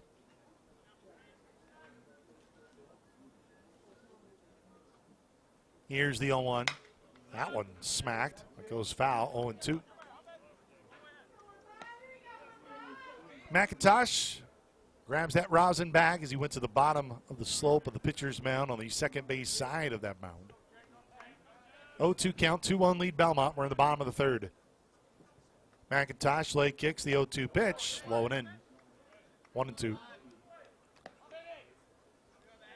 Lone weekend sweep this year for SIU was on the road, and that was against Bradley in Peoria. Trying to pull that off here today. Nobody on the bases here for Maddox. Here's the 1-2 pitch. He went around. Now Farnham's got to put him out. He's got to make a clean throw, and it is on target. Another drop third strike. First one for McIntosh today, and it's the 5th one for the Saluki staff. McIntosh comes in, and he does his job. Only allows that 1 run there at third, but that goes against Charlie Miller. As Miller goes 2 1/3, 4 hits, 2 runs allowed, 4 strikeouts, 1 walk. We are through 3 here in Nashville, and it is a 2-1 ball game. Belmont in front. Top of the 4th we go. This is Saluki baseball from Learfield. The Orthopedic Institute of Southern Illinois has the most highly trained team of orthopedic, spine, and podiatric surgeons, including interventional pain management. From sports medicine to neurosurgery, podiatry, and interventional pain, we are committed to providing the very best in diagnoses, treatments, physical and occupational therapy, and rehabilitation to local athletes. Visit oisil.com or call 618-997-6800. OISI is the official orthopedic provider of Saluki Athletics.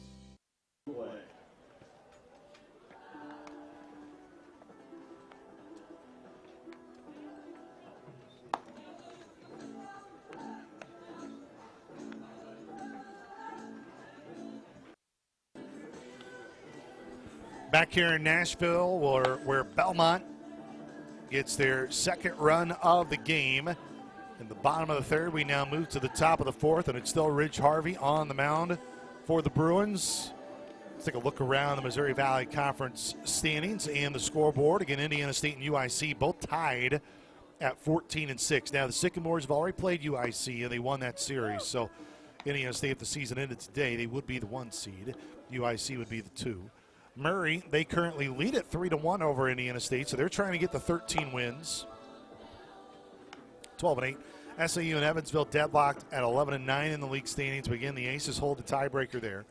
Illinois State 12-11. They wrap up Valley play today against UIC. Belmont 9-11 in the league, and then Bradley and Valpo. Bradley at 5-16, and then Valpo 4-16. Bradley's been out of league this weekend. They will end the year at home against UIC.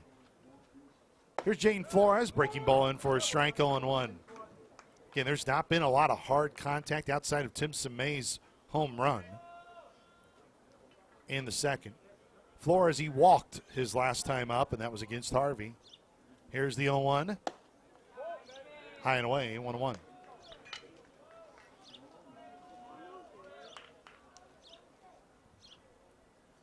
One ball, one strike. 2-1 lead for Belmont. Top of the fourth. The pitch. Flores, that fouled off of him, but then it went back into play. But immediately called dead by Bob Howard there at home plate. It's a 1-2 count. Flores had to walk out of the batter's box, and Bob Howard is going to say, you know what, home plate's a little dirty. I'm going to try to clean it off. Flores still kind of stretching out his foot, and he'll now step back in. Yeah, that home plate's dirty there, Bob Howard. Keep cleaning it up. Reminds Flores of the count, 1-2. It's a 2-1 lead for the Bruins. Top of the fourth. Harvey from the windup, the 1-2. And got Flores out in front on it, and Flores strikes out swinging. It's the first Belmont strikeout since the first inning. That's the third strikeout for Harvey. Xavier Farnham singled. Back in the second.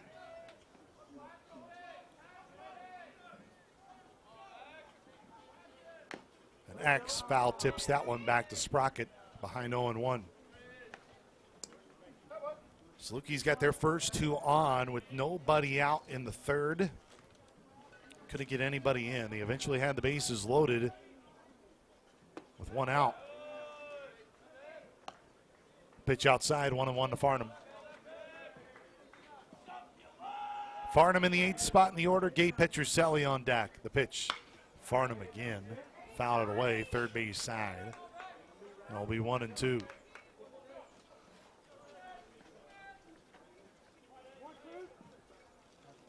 One-two count, 2-1 lead Belmont. Here's the pitch. Outside, 2-2.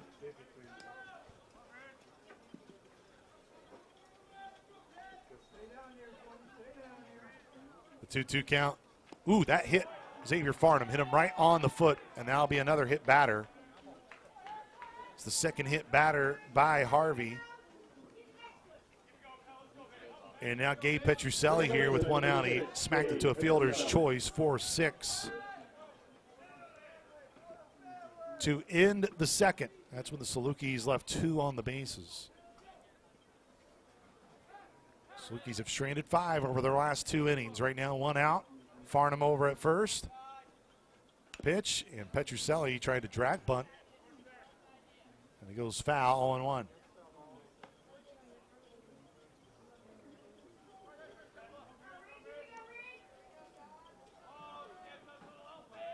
See if SIU can answer back again. They get the run back after they let one go in the bottom of the first. Belmont got a run in the bottom of the third to take this 2-1 lead. And that pitch high and away, 1-1 here to Petrucelli. He's had an extra base hit in each of the first 2 games of the series.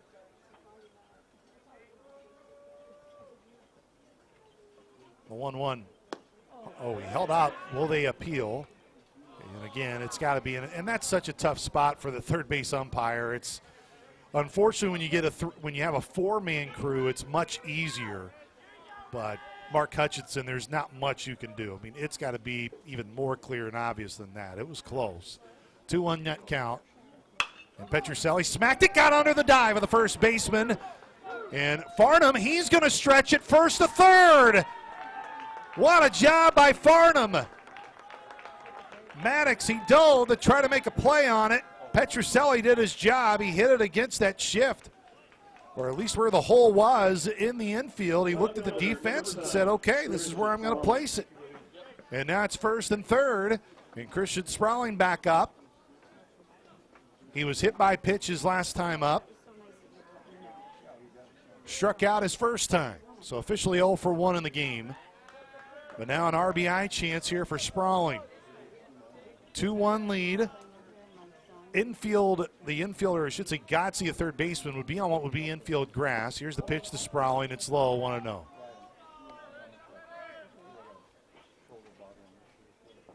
Now Farnham, not a ton of speed, so again, it's not a force out at home plate. Here's the 1-0. Was right in on the hands, but was in the zone, 1-1. 1 ball, 1 strike, 1 out. Runners at the corners.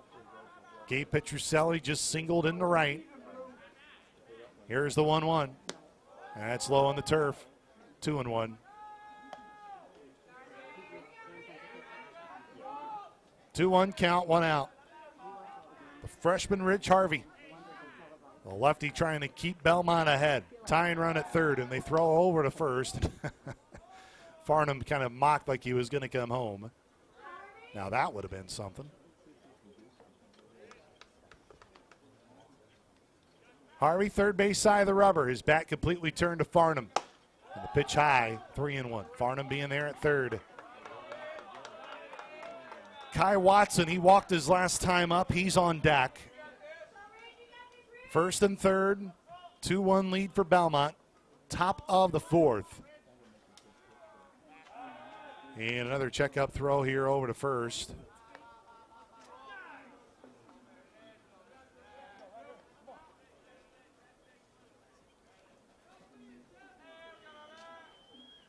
Harvey again ready for the 3-1 on its way. Swing up the middle, went off the glove. They try to get the force out at second. They do, and they keep the foot down at first. Double play ends the inning. The hit and run was on to try to prevent the double play, but it didn't matter. It will be, technically it went off the pitcher, so I believe a 1-4-6-3 double play to end the inning. Wow. So Salukis hit into the dreaded double play to get out for Belmont to get out of the inning with a 2-1 lead. Head to the bottom of the fourth. This is Saluki baseball from Learfield. Conveniently located in the heart of southern Illinois lies Rend Lake Golf Resort, the region's only 27-hole public golf course with 5 sets of tees, expansive greens, driving range, and on-site PGA instruction. Rend Lake Golf Resort is perfect for golfers of all skill levels. Looking for stay-and-play packages? Check out Rend Lake Golf Resort's on-site lodging, condos, and cabins. After your round, relax with friends and family and enjoy a meal on-site at Seasons Restaurant. To learn more, visit us at RendLakeGolfResort.com. Rend Lake Golf Resort, official partner of Saluki Athletics. The Orthopedic Institute of Southern Illinois has the most highly trained team of orthopedic, spine, and podiatric surgeons, including interventional pain management. From sports medicine to neurosurgery, podiatry, and interventional pain, we are committed to providing the very best in diagnoses, treatments, physical and occupational therapy, and rehabilitation to local athletes. Visit OISIL.com or call 618-997-6800. OISI is the official orthopedic provider of Saluki Athletics. 2-1 lead for Belmont. It will be 6, 7, and 8 spots scheduled for them in the fourth as the Salukis hit into their third double play of the weekend.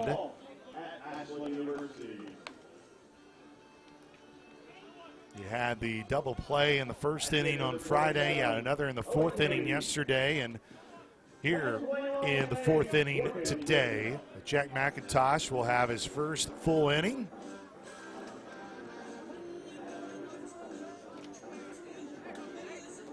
Charlie Miller right now on the hook as he left the game, being responsible for those 2 runs. Nate Webb flew out to center. And actually that was one that was smoked that Guerrero was able to grab at the wall. Pitch to Webb. Swing third base side. Flores gloved it right at the turf. Kind of clutches and then goes over. 5-3 for the putout. Good defensive play by Jane Flores. Again, when there was more of a media presence there in the league, there are more media votes for all conference teams. Now I believe it's strictly all coaches who will vote for the all conference team. Now media does get a vote for the coach of the year, which take that for what it's worth. But a 2-1 lead here for Belmont, and the reason I bring it up is, man, I think Flores deserves high recognition for all defensive team. Obviously Guerrero too. It's just going to be tough because, you know, I think Carter Beck is clearly the best defensive center fielder. It's just, can you put Guerrero out there even though he won't be in his true quote-unquote position. The 1-0. Paints the knees, 1-1. 1 ball, 1 strike, 1 out.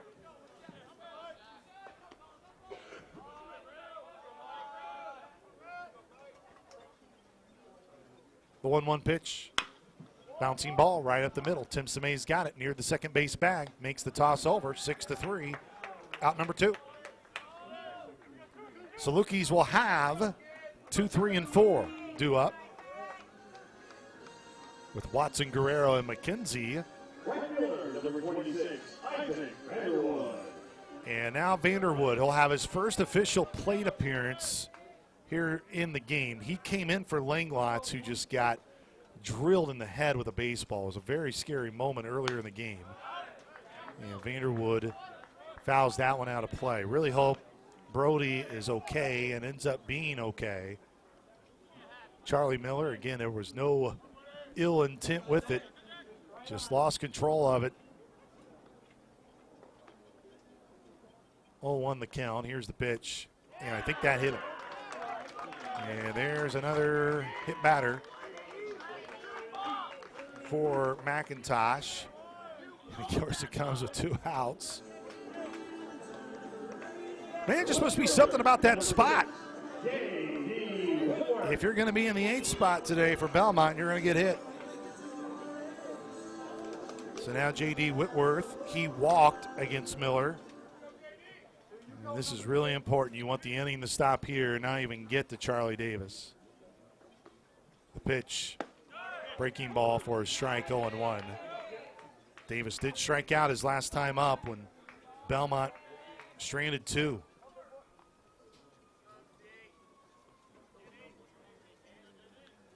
The 0-1 for McIntosh. That's low in the turf.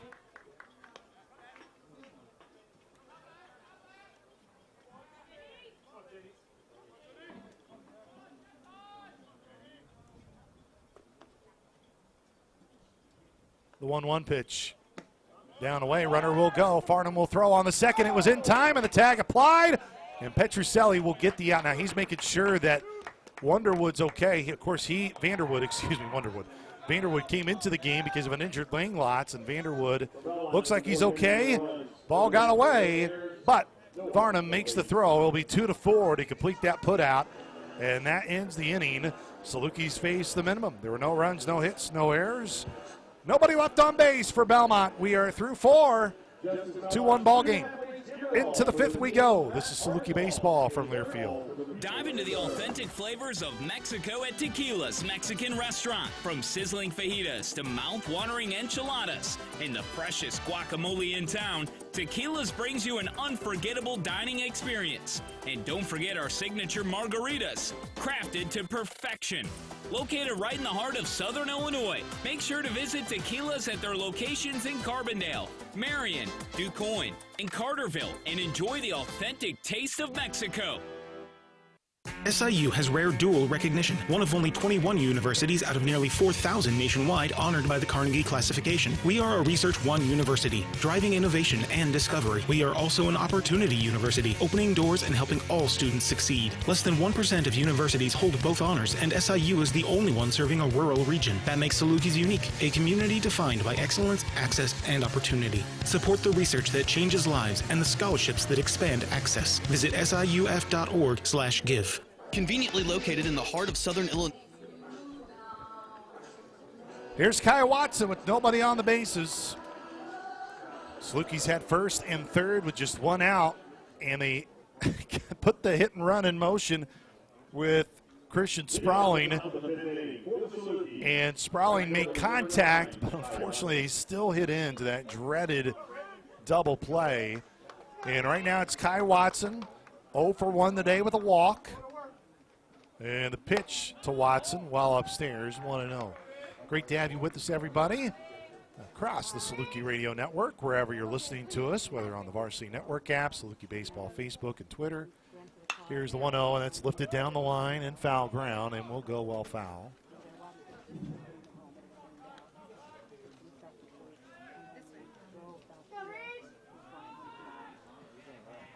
Hopefully we get the call. Perfect weekend. Here's the 1-1. Breaking ball down away, 2-1. And maybe out of all the numbers I throw at you, the most important number. Salukis are 5-0 when Max Rhodes is in the dugout. Here's the 2-1 pitch. That's, of course, Lance's oldest boy. Max, he's just big chilling down there in that third base dugout. He knows how important it is today. The 3-1 popped up in the infield, and it's moving out to shallow left.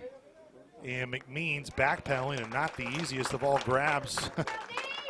It's a little bit of a venture if McMeans is the one that's got to call it. But 1 out. And again, McMeans only a sophomore, again a relatively young roster, and now Coach Gora.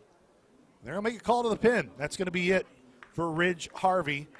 Harvey will go 4 1/3, and we'll tell you who the new Belmont pitcher is when we come back. Salukis trail 2-1 as Ridge Harvey's day is done. This is Saluki Baseball from Learfield. SIU has rare dual recognition, one of only 21 universities out of nearly 4,000 nationwide honored by the Carnegie classification. We are a Research One university, driving innovation and discovery. We are also an opportunity university, opening doors and helping all students succeed. Less than 1% of universities hold both honors, and SIU is the only one serving a rural region. That makes Salukis unique, a community defined by excellence, access, and opportunity. Support the research that changes lives and the scholarships that expand access. Visit siuf.org/give. Conveniently located in the heart of southern Illinois lies Rend Lake Golf Resort, the region's only 27-hole public golf course with 5 sets of tees, expansive greens, driving range, and on-site PGA instruction. Rend Lake Golf Resort is perfect for golfers of all skill levels. Looking for stay-and-play packages? Check out Rend Lake Golf Resort's on-site lodging, condos, and cabins. After your round, relax with friends and family and enjoy a meal on-site at Seasons Restaurant. To learn more, visit us at RendLakeGolfResort.com. Rend Lake Golf Resort, official partner of Saluki Athletic. Brooks McDonough will be the new pitcher for Belmont. McDonough, a 5.09 ERA, a 1-1 record officially. This will be his 17th appearance, all out of the bullpen. Has 1 save, 23 innings, 18 strikeouts to 11 walks. Opponents have hit .253 against him. He's only hit 1 batter, so does have 4 wild pitches. That leads the Belmont staff, but for the most part, very on target in terms of at least teams got to earn what they get against them. It will be a right-hander arm, kind of has that weird arm slot a bit where can kind of come down, almost look like a side armor at times. He'll see Guerrero as Guerrero 0 for 2, and again, his family, they walked into the stands about a half inning ago. So again, Julio, if you don't know, we talked to him back in March, and his parents always surprise him. They never tell him when they're coming to a game. Of course, they've been here all weekend long, so not much of a surprise when they come to all 3. But here's Julio, 0 for 2 in the game. He doesn't opt for it that one, but it's in the zone, 0-1. 0-1, count 1 out. You know, Guerrero itching at the bit. He was 0 for 4 yesterday, but did get an RBI on a sac fly. It was nearly a grand slam. He tried to knock that one over the fence. He's behind 0-2 against the righty McDonough. McDonough just in for Harvey, the starter. Here's the 0-2. Low. Harvey's final line. He will go 4 1/3. Just that 1 run, which was to Tim Samay. 4 hits. Pitch in the opposite batter's box. Walked 2, struck out 3. He threw 80 pitches, 44 of them were for strikes. 2-2 count, 2-1 lead for Belmont, top of the 5th, and Guerrero got smacked. And it was right in on his hand.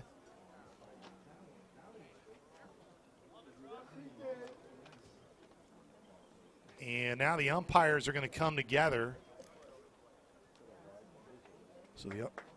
So they are going to award him first base.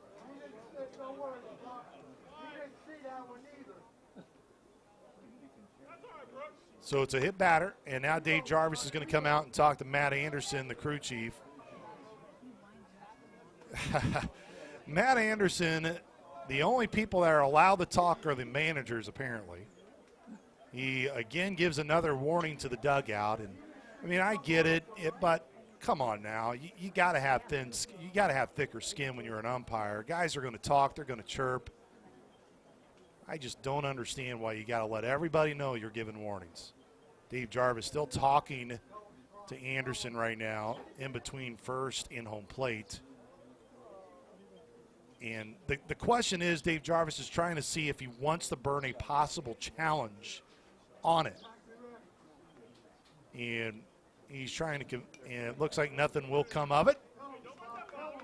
So Matt Anderson will head back over to first. And Guerrero reaches. So now Jacob McKenzie, who's 1 for 2 today with a single. Number 8, Jacob McKenzie.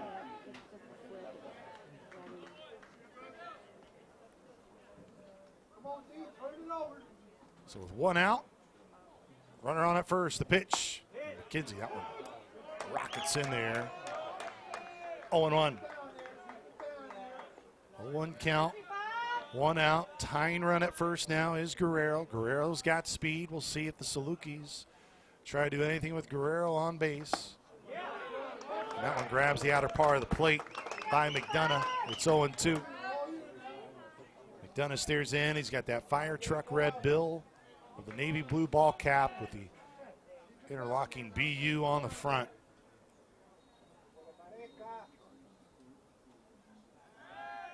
Guerrero dives back in the first on that checkup throw.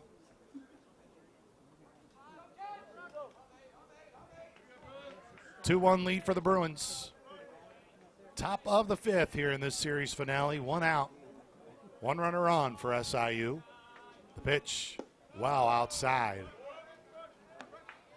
Again, McDonough, it's really not a over-the-top right-handed delivery. He kind of comes down and it's almost three-quarter. Not a true sidearm, but it's definitely a different look. Here's the 1-2. Swing in the left center field gap. If it drops, it's trouble. It drops. Gets to the wall. Guerrero, the tying run at third. He's going to be sent home. Here comes the relay throw. Nowhere near in time. RBI double. We got a tie game. Jake McKenzie with the RBI double brings in Guerrero. Tie game at 2 here in the top of the fifth. That was smoked by McKenzie. And now Tim Semay hit into a fielder's choice his last time up. 1 for 2 officially in the game. He had the solo homer off the left field light pole, which is right over the Saluki bullpen. Tie game at 2. Go ahead run at second. One out. And the pitch well low, 1-0. Brooks McDonough in relief for Ridge Harvey, who went 4 1/3, left the game with the lead. Here's the 1-0. And the pitch in the opposite batter's box. It's now 2-0. Fans watching over, it'll be like a patio area, which is above a big left heel berm. You could see it if you watch on TV, anything that goes to the left. As they're enjoying this nice sunny day. Here's the 2-0 pitch. Semay, third base side, will go foul. Godsey made his way over just in case. 2-1 count, tie game at 2. Saluki just got their 5th hit of the game. Jacob McKenzie with the RBI double. Was able to get it all the way to the wall in the left center field gap. Now Tim Semay ahead in the count, 2-1. The pitch. Semay on the line, up the middle, that may score a run. McKenzie, he's going to be sent by Caldwell. It gets to the center field. No, they save him. They held him up at the last moment. I was watching TC as the ball got to center. Now, I think TC was sending him. I think maybe Jacob held up on his own.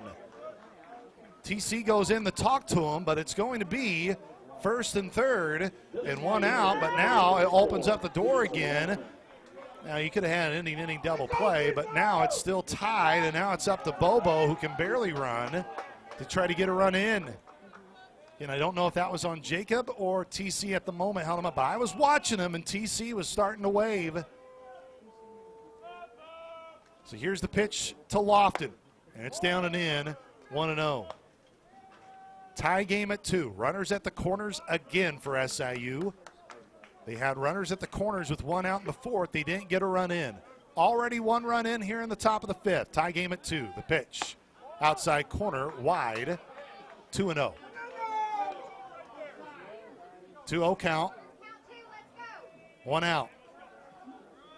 Salukis with 2 hits in the inning. The last 3 Dogs have reached, all against McDonough. The pitch. That is outside as well. It's now 3-0. 3-0 here to Lofton. No doubt he is taking here, unless he gets one that you know you are going to pop for a 3-run homer. The pitch. Inside, 3-1. And he may be taking twice. Lofton, he flew out to left his last time up, a 6-3 ground out in the 2nd. If this is on the ground, it's going to be a guaranteed double play because of Lofton's speed.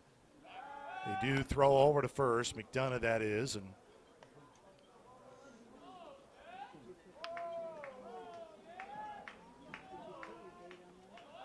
so he didn't test the arm of LaRue in center. The 3-1.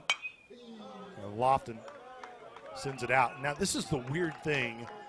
In this spot, typically you'd be like, hey, put it in play, give yourself a chance. But this may be one where it's like, you never want to live with a strikeout, but you definitely cannot live with the ball on the ground here unless Lofton just sends it hard on the ground somewhere. Runner goes, swing in the left center field gap. It's going to carry, and it drops. That's going to score 1. Tim Semay in the 3rd. He's coming in, and Cecil Lofton with a stand-up double, and the Salukis reclaim the lead. And it will be their first lead today. Cecil Lofton with 2 RBI, second double of the inning. And ever since Harvey got the hook, the Salukis have been able to belt McDonough. And it's 4-2 Dogs. And we'll see McDonough right now. It's just going to be McDonough and Coach Gora, the pitching coach, coming out with Sprocket. 4 straight Salukis have reached. It was a hit by pitch to Julio Guerrero. He got in on a RBI double by McKenzie. Tim Semay singled, and then a double by Cecil Lofton. And now Lofton is the lone one on the bases. A 4-2 lead, a 3 spot for SIU here in the 5th.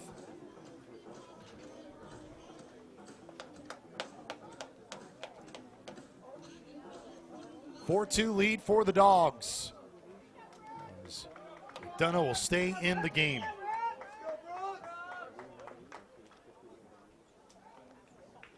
Jane Flores will try to keep it rolling. He's 0 for 1 with a walk and a strikeout today. Wind continues to carry out left to right. And the pitch high and away here to Flo, 1-0. 1-0 count. 4-2 lead for SIU. They trailed 2-1 coming into the inning. 3 runs are in. Lofton, he stands at second with 1 out. Here's the 1-0 pitch. Flores, oh, he smoked it third base side, but just bouncing foul. And it's 1-1. Now for Lofton to score, it's going to have to be a gapper. Lofton with this speed right now, it's going to take a lot for Tony. I mean, it can't be anywhere where he's got to be standing up coming into home. It's got to be that comfortable. Cannot have Lofton sliding. The 1-1 pitch, bunt shown, got away, and now Lofton, he will gallop his way to third. So now Lofton on the wild pitch. Well, now you don't need a gapper to score Cecil Lofton, but still probably a sac fly. I don't think you're sending Lofton unless it is like straightaway center on the track. You cannot afford Lofton to be sliding right now. And Tony Caldwell is looking straight into the dugout, and I'm sure it's that look to Lance Rhodes like, hey, What do we do here? Here's the 2-1. Flo fouled it out of play. Behind him, it's 2-2. 2 balls, 2 strikes, 4-2 lead. Jane Flores trying to get in another important insurance run. Salukis have plated 3 in the inning.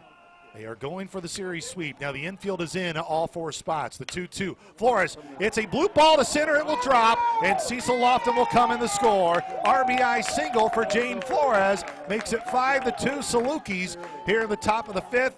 4 runs in the inning for SIU. And now it's Xavier Farnham.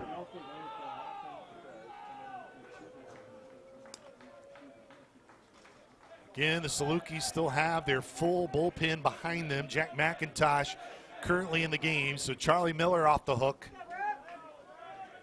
Jane Flores with a slight lead off the first base bag. Here's the pitch. And Farnham, man, he tried to knock that one over the wall, swinging at the high strike behind 0-1.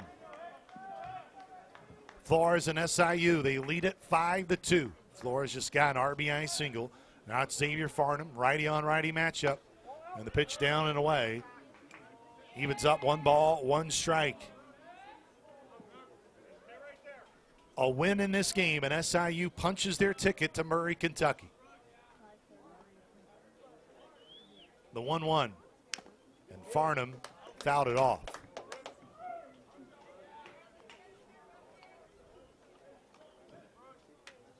If Belmont would lose today, the only way they could get into the tournament is if Evansville would get swept by Murray next weekend. If Evansville would lose today, here's the 1-2, and Farnham bounced that back. Evansville currently at 11 wins. If they lose today, they stay at 11 going into that series with Murray. Belmont technically could still get to 12 wins, but they end the year at Indiana State. The 1-2. Farnham swings through. That's strike 3, second out in the inning. First out recorded by McDonough. Kai Watson flew out from Rich Harvey. And now all of a sudden it looks like this may be it for McDonough. And it will be. Belmont will make their second call to the bullpen here in the inning. We're in the top of the 5th. 4 runs already in. It's a 5-2 lead for SIU, going for the sweep today here in Nashville. This is Saluki Baseball from Learfield. The Orthopedic Institute Illinois has the most highly trained team of orthopedic, spine, and podiatric surgeons, including interventional pain management. From sports medicine to neurosurgery, podiatry, and interventional pain, we are committed to providing the very best in diagnoses, treatments, physical and occupational therapy, and rehabilitation to local athletes. Visit oisil.com or call 618-997-6800. OISI is the official orthopedic provider of Saluki Athletics. When you're betting and find yourself constantly thinking about gambling and you're losing more money than you have, are you really winning? If you're spending too much time with the slots or you can't stop betting on sports and you find yourself feeling overwhelmed, maybe lying, and probably losing more money than you can afford to lose, you're not alone and you can get help. It's available 24/7 and it's confidential. When your betting has gotten out of hand, call 1-800-GAMBLER or visit www.areyoureallywinning.com. Sponsored by the Illinois Department of Human Services.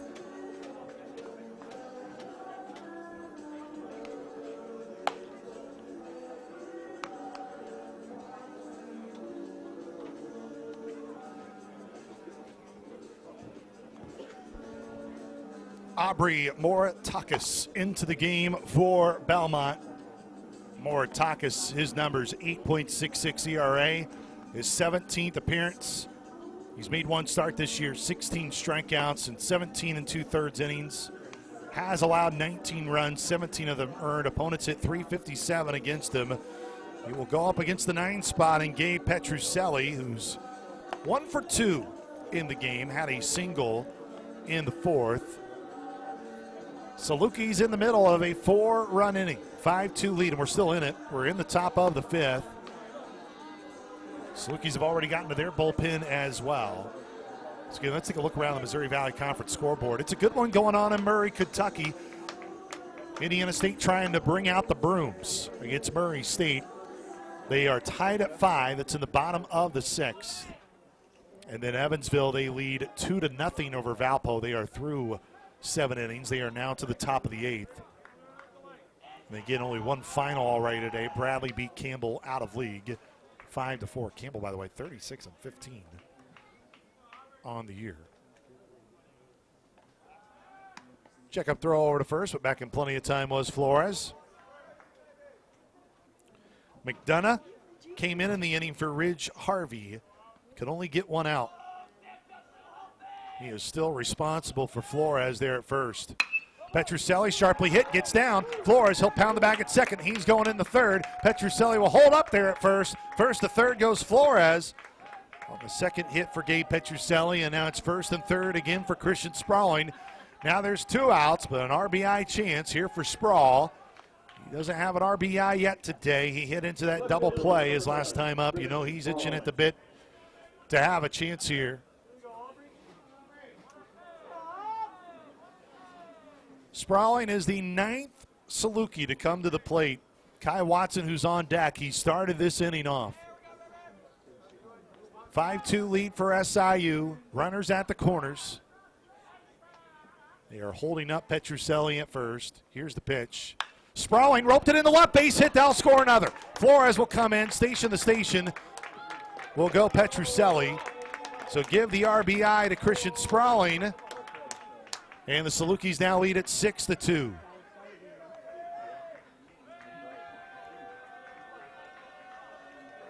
So here's Kai Watson, second time up in the inning for Kai.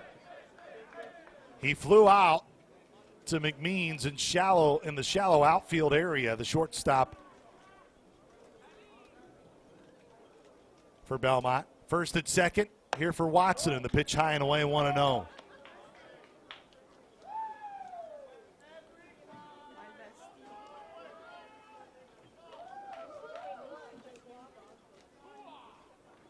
Five crooked numbers this weekend for the SIU offense. That pitch finds the zone. It was high, but it's in there, 1-1. They had 3 yesterday, 2 on Friday, and then 1 here today. So 6, I'm sorry. Okay. Had to do quick math. 1-1.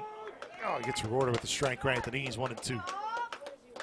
1 ball, 2 strikes, 2 outs. First and second here for Kai Watson. He's trying to make sure he doesn't have 2 of the 3 outs in the inning. 6-2 lead for SIU. Runners go. The pitch high, he held up. It's a double steal. So stolen base for Sprawling. Stolen base for Petrucelli. So now 2-2 with runners at second and third. Base knock here by Watson could really open this thing up. The 2-2 pitch. Breaking ball up the middle. Will get through and will score 2. Petrucelli's in. Christian Sprawling will score standing up. 2 RBI for Kai Watson. And SIU with a commanding lead now. It's a 7-run 5th.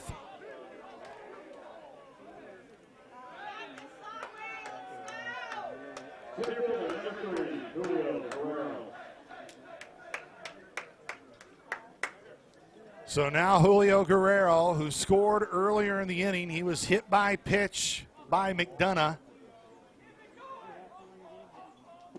And that one low on the turf, 1-0. Again, Bradley last weekend against Belmont, they had a 11-run inning against Belmont in the series finale. Now, give Belmont credit. They came back to win that game 12-11. Swing high in the air, center field. LaRue back, wall, warning track. Goodbye, baseball. 2-run homer for Julio Guerrero. And the Dawgs have made it a 9-run inning. Kai Watson is in. Julio Guerrero shakes the hand of Tony Caldwell. He gives the heart emoji to his family sitting right behind home plate. And the Dawgs emphatically have an 8-run lead.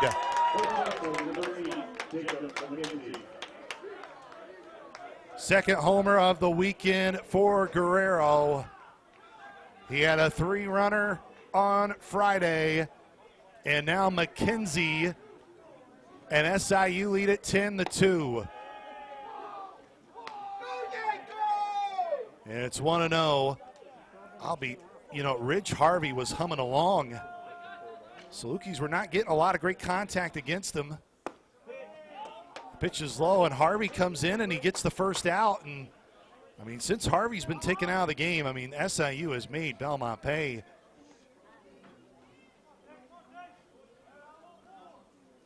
Here's the 2-0. And McKenzie, I think he went around. Yes. Matt Anderson says he did. Jake Ryan kind of jokes with Matt Anderson. The Saluki dugout didn't like it. Kind of surprised the Saluki dugout didn't get a warning. Matt Anderson doesn't like it when dugouts chirp. They chirped at that one. Here's the 2-1 pitch. Swings and misses, and it's 2-2. McKenzie had the RBI double earlier in this inning. It's a 9-run inning for SIU. They lead it 10-2. We are in the top of the fifth. Salukis trailed 2-1 entering this inning. The 2-2 pitch. McKenzie, hard hit right at McMeans. I think he gloved it for the out. No, they said it hit the turf. He does complete it, 6-3. But not before SIU. They answer back in an emphatic way. Salukis score 9 runs in the inning, and they do it on 8 hits for the Dawgs. What a comeback by the Salukis in that inning. They lead it 10-2. We head to the bottom of the fifth. Hope you're still with us. This is Saluki Baseball from Learfield. The Orthopedic Institute of Southern Illinois has the most highly trained team of orthopedic, spine, and podiatric surgeons, including interventional pain management. From sports medicine to neurosurgery, podiatry, and interventional pain, we are committed to providing the very best in diagnoses, treatments, physical and occupational therapy, and rehabilitation to local athletes. Visit OISIL.com or call 618-997-6800. OISI is the official orthopedic provider of Saluki Athletics. 10-2 lead, SIU over Belmont as we head to the bottom of the fifth as Jack McIntosh with a now massive lead. He entered the game for Charlie Miller in the third. And now McIntosh will try to get through the fifth and keep what's been a stranglehold that SIU has on this game now. It'll be 9-1 in 2 spots. Belmont got the initial lead again the same way they did yesterday. Charlie Davis had the solo homer in the first. And then they retook the lead after Tim Semay's homer in the second in the bottom of the third. But 9 runs on 8 hits in the top of the fifth has given SIU right now a 10-2 lead. And it will be Whitworth, Davis, and Godsey are the 3 scheduled hitters here in the inning. And now I told you back when this game was 2-1 and Belmont came in, I said, don't be fooled. I don't think this game is going to end 2-1. Now clearly, obviously, that's the case with SIU with a big lead here, 10-2. But this ballpark can really benefit offenses more than pitchers. So far from getting out of the woodwork here with an 8-run lead. Bottom of the fifth. The 1-0. Smacked in the right center field, and that will fall for a hit. Gets all the way to Kai Watson. So the 9-hole gets a double. And the 9-hole has reached twice. I'm sorry, gets a single. It's a single.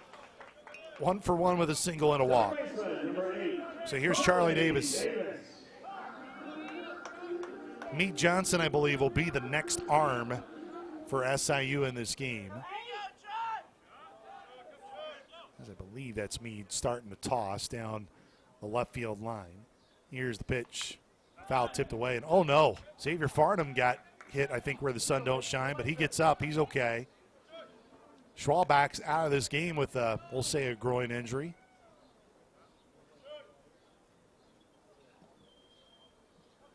On the count. 10-2 lead for SIU. We are in the bottom of the fifth. Belmont trying to answer back, and it's Charlie Davis. As a throw over to first base.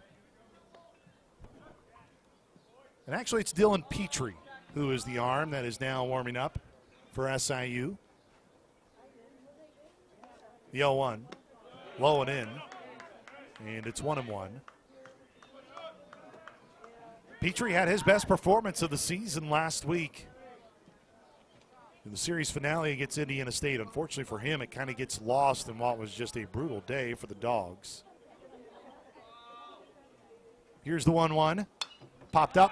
We'll see if it stays in. Farnham tosses his mask, but it's going to come right back towards us. Yeah, there's a small section of blue chairback seats. That's where you hear a lot of the fans in front of us. And then there's bleachers just down to the left and right here at Rose Park.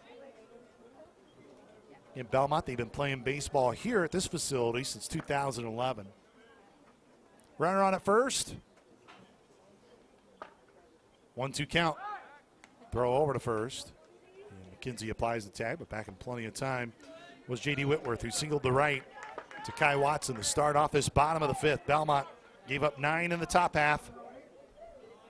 SIU trying to keep the commanding lead. Here's the 1-2, and Davis fouled it back.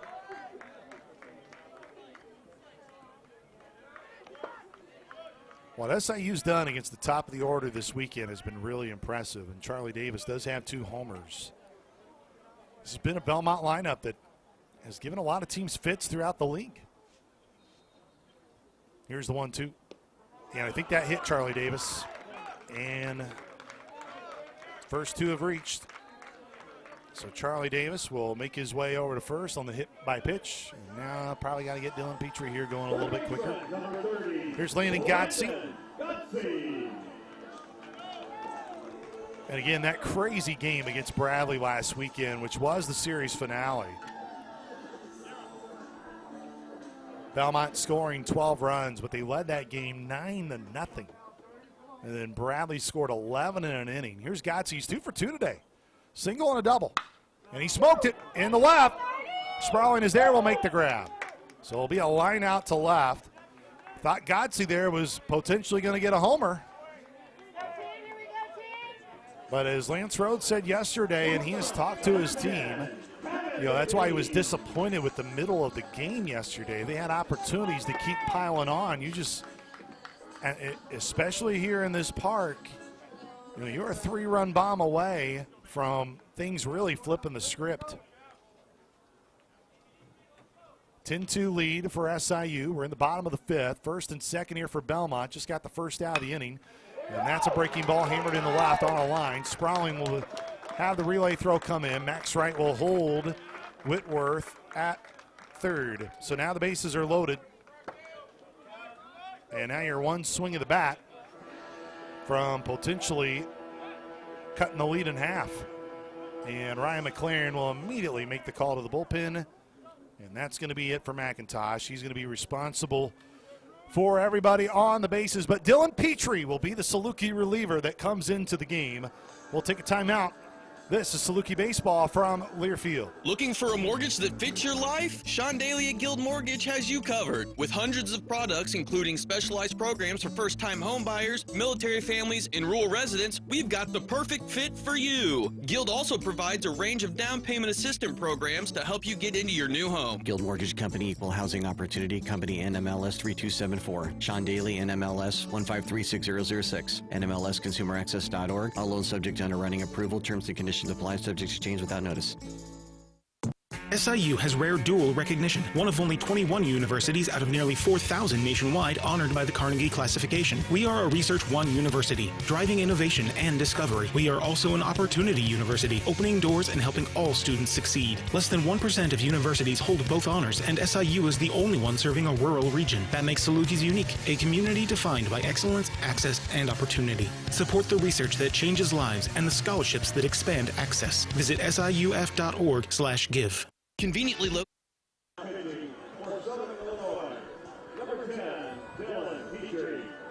So Dylan Petrie will come in here for SIU. He'll have the bases loaded. All of them are on right now McIntosh's watch. Petrie really lifted all of our spirits last weekend, at least in terms of how he looked. A 5.73 ERA. This will be appearance number 18. 27 strikeouts to 14 walks. And again, he is coming off the best performance that he has had out of the bullpen this year. And honestly, it was very reminiscent of how he looked for the good chunk of last year. And of course, you look at the game and you go, man, Luke Martin, what are you talking about? It was a 14-3 game, but he entered in relief in that game against Indiana State for Blake Kimball, and he went 4 2/3, 6 strikeouts, didn't walk anybody, only allowed 1 earned run on 5 hits. And right now, Petrie will enter with the bases loaded, and he will have the middle of the order. It's Sprocket who will be due up first. Again, you got to force out at every base. Salukis just scored 9 in the top half of this inning. Petrie at least trying to make sure that Belmont doesn't add too big of a number here in the inning. Again, long way to go in this game. So here's Sprocket. He had an RBI against McIntosh. It was against McIntosh, but it actually went against Charlie Miller. Scored Godsey, who was at third. And right now, Godsey, he's out. He lined out hard, but a first pitch strike here from Petrie. Well, we all remember how last year's season ended. Salukis actually were pitching it at a decent clip, not anywhere near they're doing this year. As Petrie, the 0-1 with the bases loaded. Swing, ground ball, first base side. McKenzie turns on the second for 1. They get the out at second. Tim Semay tries to go back to get the runner at third, but they get the 1 out at second. Run does come in. So RBI will be given to Sprocket. It was a double play. Of course, it would have ended the inning. So scoring there for the Bruins. So now here's Jake Maddox. This will be a fielder's choice on the 3-6 put out to get McMeans. So now Petrie just 1 out away. 10-3 lead for SIU. Here's the pitch. Breaking ball lands for a strike.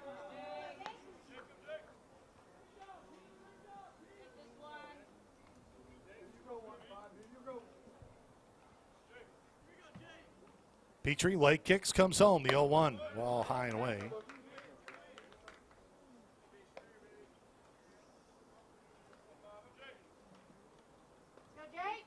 1-1 count.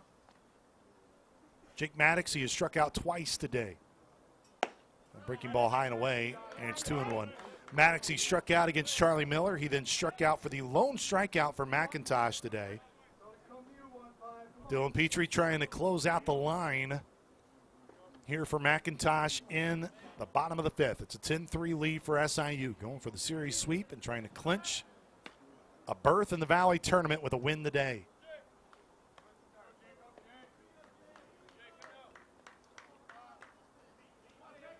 Evansville's increased their lead on Valpo. They lead at 6-0 in the top of the 8th. Still tied in the bottom of the 7th in Murray between Indiana State and Murray. Foul tipped. Gets all the way to the backstop, so it'll be 2-2. A win today would clinch SIU's spot, and then a win by Evansville today would officially eliminate all hope for Belmont to get into the tournament. The 2-2.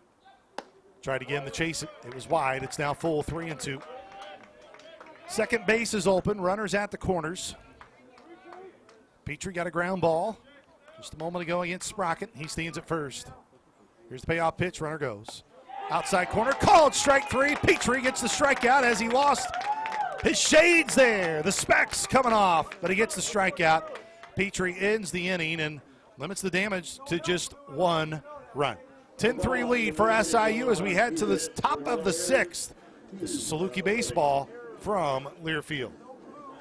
SIU has rare dual recognition, one of only 21 universities out of nearly 4,000 nationwide honored by the Carnegie classification. We are a Research 1 university, driving innovation and discovery. We are also an opportunity university, opening doors and helping all students succeed. Less than 1% of universities hold both honors, and SIU is the only one serving a rural region. That makes Salukis unique, a community defined by excellence, access, and opportunity. Support the research that changes lives and the scholarships that expand access. Visit siuf.org/give.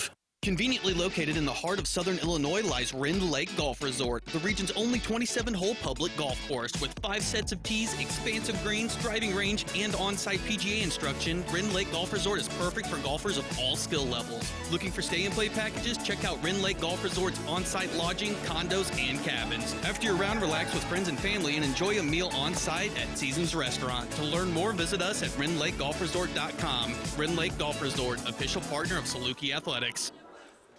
Moratakis back out for Belmont. Moratakis came in to relief during the course of the 9-run 5th inning for SIU. The final line for McDonough just goes a third of an inning, allows 4 hits, 5 runs, all of them earned. Did not walk anybody, got 1 strikeout. And threw a total of 31 pitches, 18 of them were for strikes. So now Moratakis, who got the final out, but not before he gave up 3 hits. So here's Tim Semay. He singled back in the 5th. It will be Semay, Lofton, and Flores scheduled here in the 6th. So Belmont got a run back. They've had 3 one-run innings. The 1st, 3rd, and 5th. So Moratakis against Semay, and that pitch too far inside, 1-0. Well, now you're in this part where if you're SIU, you are trying here over the course of the 6th and the 7th to, of course, probably limit Belmont to 0 and try to get 3 more runs. Pitch in for a strike. It was a high strike and away from Tim Semay, 1-1.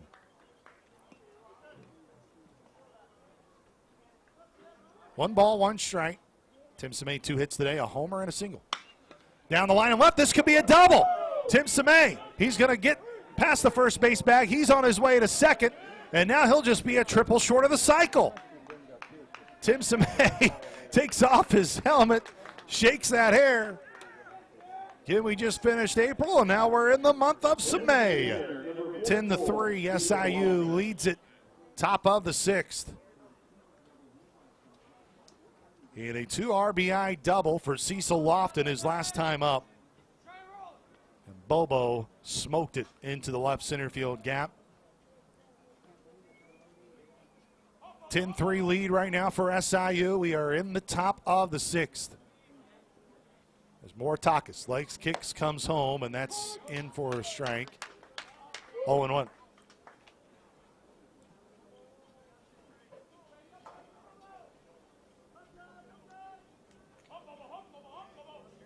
The 0-1 pitch. Bobo up the middle. That will get through. That's going to score Tim Semay easily. It's going to be 11-3 SIU. Lofton will have an RBI single. It's his 3rd RBI of the game.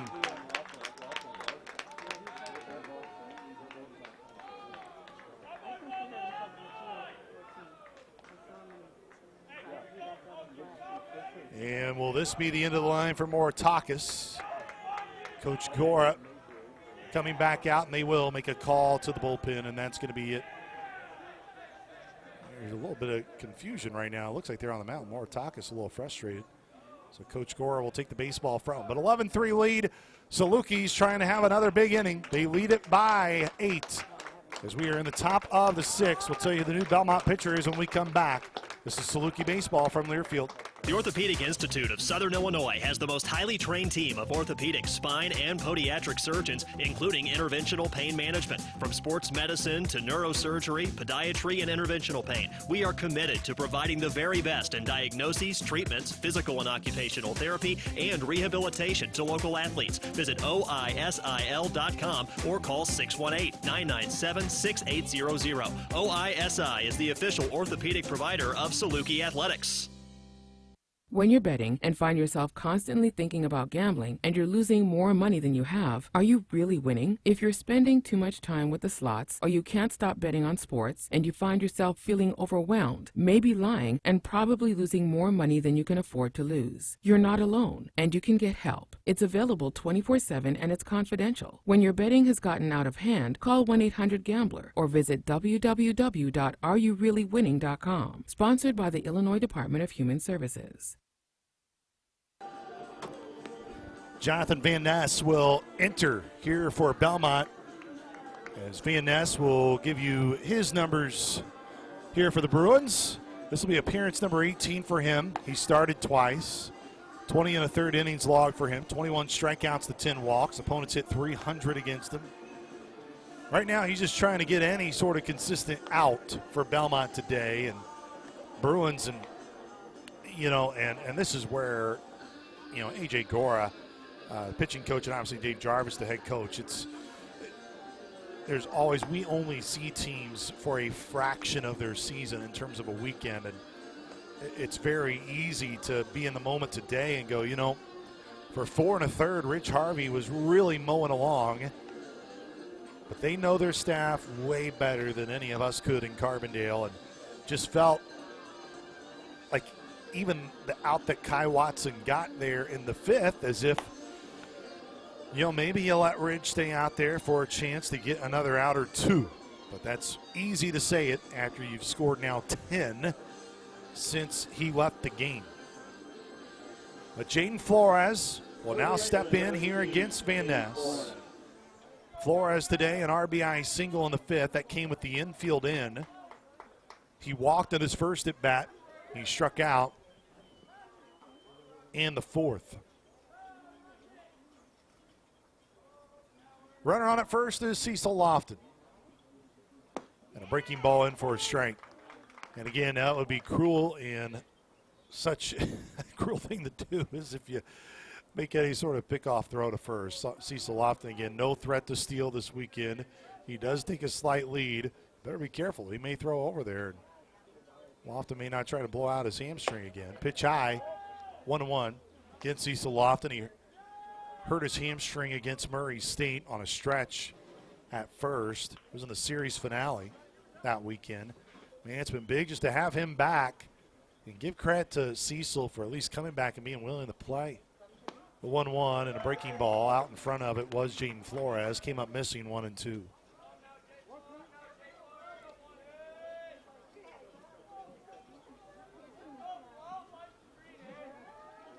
$14 hits today for this Saluki team. They've scored 11 runs. 10 of them over the last 2 innings. And Flores fouled that one back. Will stay 1 and 2.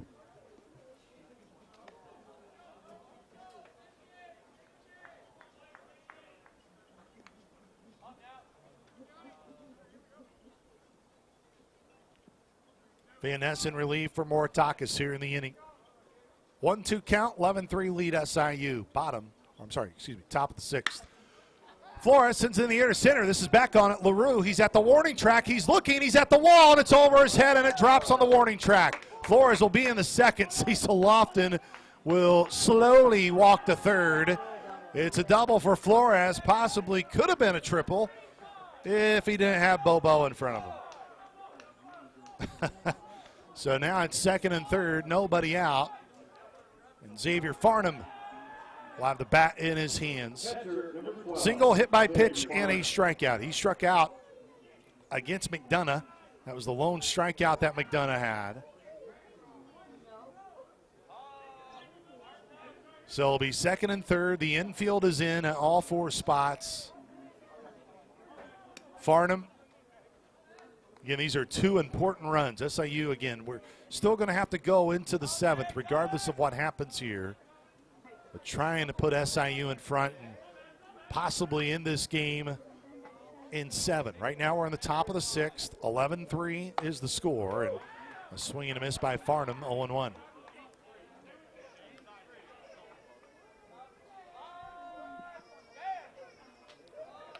Must be a Belmont baby. If it's a Saluki baby, wouldn't be crying right now. Got an 8-run lead. Here's the 0-1. Farnham popped it up but again, the infield was in. It's down the right field line. It's going, and the second baseman, Davis, turns. He makes the grab. Salukis will tag up, and Lofton, oh boy, he does slide coming in the score. Thankfully, he is okay. He kind of gives the shrug of the shoulders like, hey, I'm good. All right, then maybe he's milking it a little bit. No, he ain't milking it. So it'll be a sac fly all the way down at that right field line. Give the RBI to Farnham. Second baseman, number 6, Gabe Petrocelli. It's the first out in the inning And Jane Flores moves over to third. And again, the infield will remain in. Belmont knows how important this run is. They're just trying to give their bats any sort of chance. One out, infield in. Runner at third. And the pitch is a strike here to Gabe Petrucelli. Petrucelli singled in that long fifth inning, came around to score.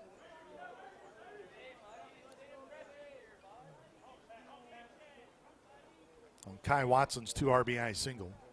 Here's the 0-1. Petro down the line and right. That will easily score Flores. Petrucelli's turning on the Jets. He's going in the second.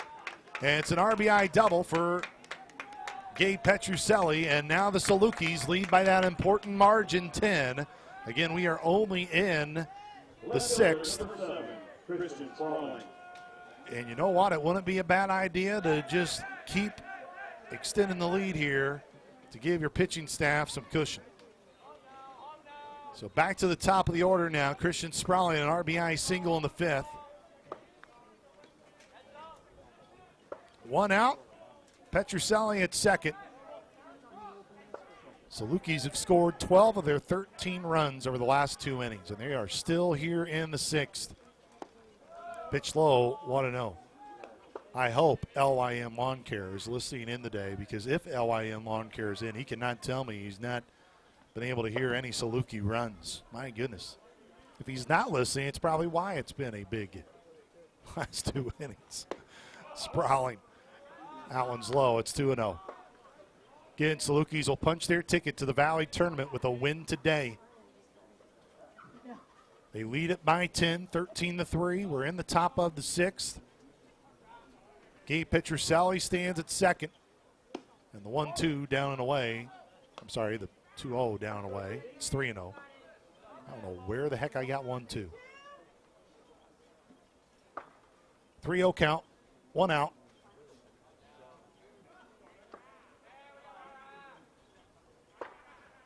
The 3-0 pitch just found the zone. It was up high. 3-1. That zone will probably expand a little bit here in these later innings, if it hasn't already. The 3-1 from Van Ness. High, and that's a walk. So first and second, 1 out. And Kai Watson, who had a 2 RBI single in the fifth after he flew out to the shortstop earlier in the fifth. And Sprocket, who's had a good career here at Belmont, one of the seniors honored before the game today. It's, of course, you love the position you're in or you're SIU, but you feel at this level, especially still in the sport of baseball, for guys who have given it their all for their programs, and obviously tough senior weekend. But SIU, can't feel sorry for them. Got to keep pouring it on here when you can. 13-3 lead for SIU, top of the sixth. Runners at first and second. And a high strike called again, 0-1 here to Kai Watson. And Dave Jarvis is just a first-class dude. He's a Hall of Fame coach.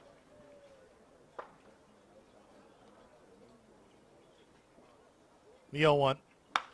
High in the air to right, but it should be playable. Oh, Vanderwood comes in. He makes the grab. Salukis will not tag. They can't. Vanderwood with a nice throw. He was playing deeper and then eventually had to quickly come in. And now it's Julio Guerrero with runners at first and second. He scored 2 runs in the fifth, one off a 2-run homer. The other hit by pitch. They reached, and he later came in off the double by Jacob McKenzie. So Julio does his routine hop in. Julio was set. First and second, 2 outs, 10-run lead for SIU, 3 runs in the inning. And Guerrero just missed another homer. That one popped back 0-1.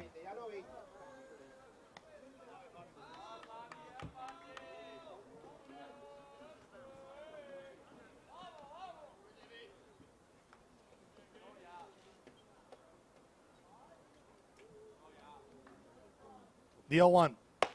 High. 1-1. 1 ball, 1 strike.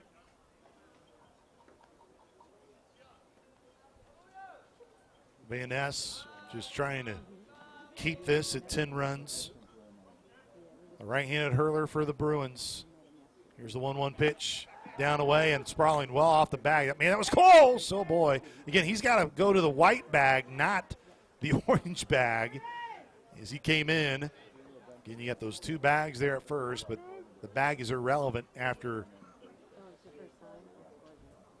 once you're just trying to reach first base. 1-2 count to Guerrero. 2 outs. 2 on. 10-run lead for SIU, top of the 6th. The pitch. Little blooper in the shallow right. Second baseman Davis makes a nice grab over the shoulder, and that ends the inning for the Salukis in the 6th. But SIU, they add 3 more runs in the inning. 4 hits, no errors. Salukis 3-2 on the bases. We are through. 5.5, 10-run lead for SIU.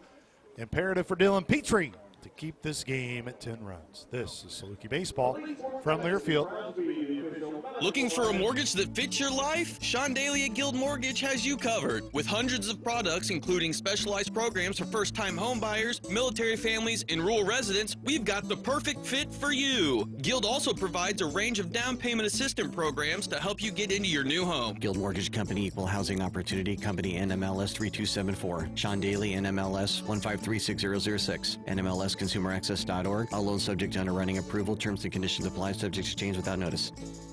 Conveniently located in the heart of southern Illinois lies Rend Lake Golf Resort, the region's only 27-hole public golf course with 5 sets of tees, expansive greens, driving range, and on-site PGA instruction. Rend Lake Golf Resort is perfect for golfers of all skill levels. Looking for stay-and-play packages? Check out Rend Lake Golf Resort's on-site lodging, condos, and cabins. After your round, relax with friends and family and enjoy a meal on-site at Seasons Restaurant. To learn more, visit us at RendLakeGolfResort.com. Rend Lake Golf Resort, official partner of Saluki Athletics. Always good to hear from good friend Bill Lyons. Of course, the Saluki great. Yeah, I am game ready today, Bill. It's a big series. Got to be game ready. BRP, I know, always taking time as well to watch. One of the great members of the Hill Gang. Going to be the last week to see that Hill Gang in Carbondale. Hopefully can get some energy going here in the conference tournament. And we get the Hill Gang down in Murray. We got to get that Hill Gang down in Murray. 13-3 lead right now for SIU. We head to the bottom of the 6th. As Belmont will try to answer the Salukis back. They got 1 back in response to 9 in the 5th. But then 3 runs as Dylan Petrie deals that first pitch outside. It's Gardner Lawrence here in Nate Webb's spot.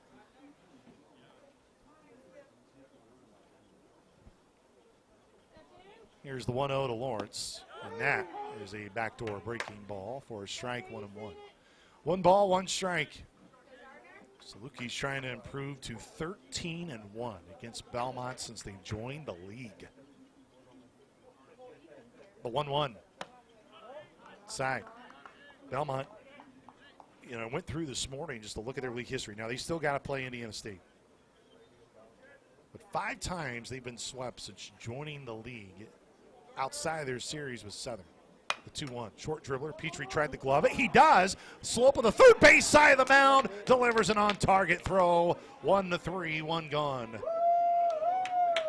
But SIU with a win today, it would be 4 consecutive sweeps of Belmont. The rest of the league has swept them 5 times.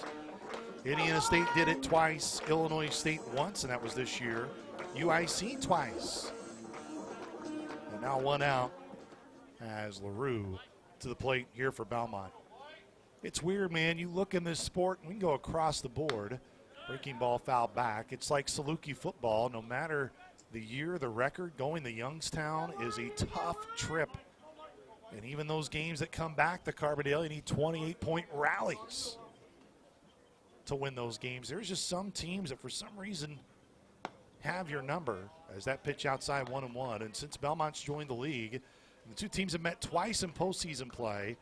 Last time was in Evansville in a elimination game. It was a single elimination game to start the tournament. Salukis won that. the 1-1 at the knees. A strike 1 and 2 here to LaRue. Belmont got the better of SIU in an elimination game in Terre Haute in that Valley tournament in 2023. But since then, 9 straight wins for SIU, trying to make it 10 in a row over Belmont today.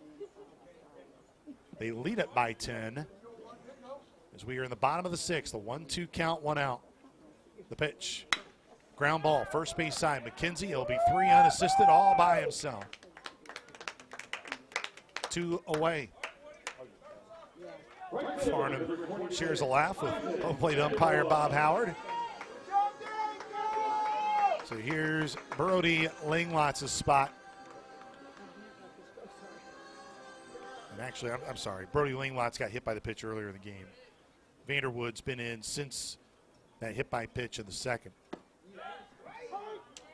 Petrie starts off with a strike, and it would just be massive if Dylan Petrie can have found his old self again. The 0-1. I was talking about it earlier. It's 1-1, a pitch high and away. Again, the pitching has been so much better this year, and a lot of that in large part to Andrew Evans, Troy Shepard, what those guys have done. It's been on display this weekend. Here's the 1-1 pitch. It was low, 2-1, but a year ago, like Sam Frizzy was really consistent at the end of games. Petrie was good in long relief. Like there were arms there. The 2-1 breaking ball can't land for a strike. Jackson Payne had some good outings, but man, that Valpo series and from that series into the tournament, it just never looked the same. The 3-1 pitch, breaking ball finds the zone. It's 3-2 now, and it's full. So you hope maybe this year it's the reverse. Maybe some guys can start to find themselves going to the conference tournament. Here's the payoff pitch with 2 outs. Ground ball, first base side, and we'll go foul. And I really try when I talk to you as Saluki Nation everywhere, we try to be as honest and as point blank as we can be. And when we say things, we're not trying to over dramatize it or make it not as important. But I'm telling you, this Saluki team has the pitching depth. There's the 3-2 payoff pitch called, strike 3, and that's the second strikeout for Petrie. Both backwards Ks to end his relief innings. And the Salukis lead it by 10. They'll look for more when we come back. We'll continue that conversation when we return. If I can remember where we picked off. Through 6 here in Nashville. Salukis lead at 13-3 as we head to the top of the 7th. This is Saluki Baseball from Learfield. The Orthopedic Institute of Southern Illinois has the most highly trained team of orthopedic, spine, and podiatric surgeons, including interventional pain management. From sports medicine to neurosurgery, podiatry, and interventional pain, we are committed to providing the very best in diagnoses, treatments, physical and occupational therapy, and rehabilitation to local athletes. Visit oisil.com or call 618-997-6800. OISI is the official orthopedic provider of Saluki Athletics.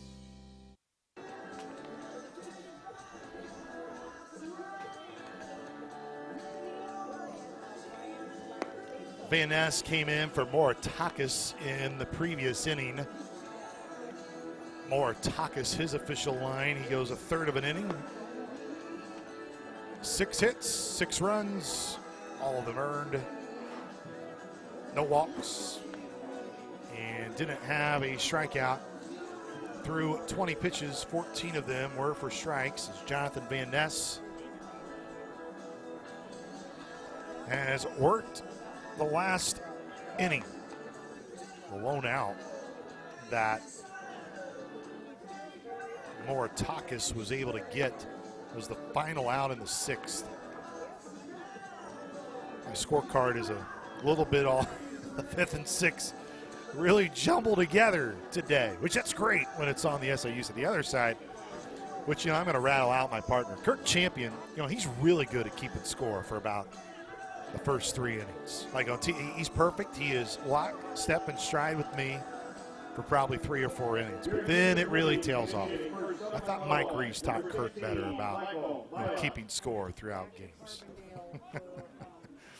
Here we are in the top of the 7th. It's a 10-run lead for SIU. And Michael Milot is going to pinch hit here for the Dawgs. So Michael Milot comes in. First time we've seen him this weekend. Again, been by just hasn't had the year that he has hoped that he would have, and a lot of that's due to his, to the plethora of injuries. That one in there for a strike 0-1. Looks like Bryce Habuda is on deck, so he's going to come in for Tim Semay. And we'll see who will be scheduled third in its Lofton's spot, but we'll see what the Dogs do here. Here's the 0-1, the Mylot, and he sends this in the air, foul ground, first base side. Maddox over, and Maddox ran out of room. And it goes towards the Belmont bullpen. Valpo, they have scored, Evansville has scored 3 more in the ninth. They lead it now 11-0. They're in the top of the ninth. So Evansville on the verge of winning the series against the Beacons. The 0-2, well high. So if this score holds and that score holds, then the 6-team tournament will be set. But do not ask me what the seeds will be, because the seeds could be all over the place. The 1-2, Mylot chipping away at it, and that goes foul again. Yeah, Belmont, they will be in Terre Haute next weekend, and Murray and Indiana State, they are tied at 7 in the top of the 8th. And then UIC, again, they still have to play Illinois State today. For some reason, they're doing a later game here on Sunday. It'll be right after 4 o'clock when that game gets rolling. Here's the 1-2. Mylot in the air to right. Vanderwood's got plenty of room as he drifts more towards the line, but he makes the out. 1 gone. In this 13-3 lead for SIU here in the top of the 7th. So Bryce Habuda. Your attention, please. Hitting for Southern Illinois, number 2, Bryce Habuda. Pinched hit earlier in the series. He came in later on in the game last night for Gabe Petrucelli. And that pitch low to Habuda. 1-0. 1-0 count, 1 out. 13-3 lead for SIU. Top of the 7th. Saluki scored 3 in the 6th, 9 in the 5th, 1 in the 2nd. The 1-0. And Habuda thought fastball there, and changeup there by Van Ness, and it's 1-1.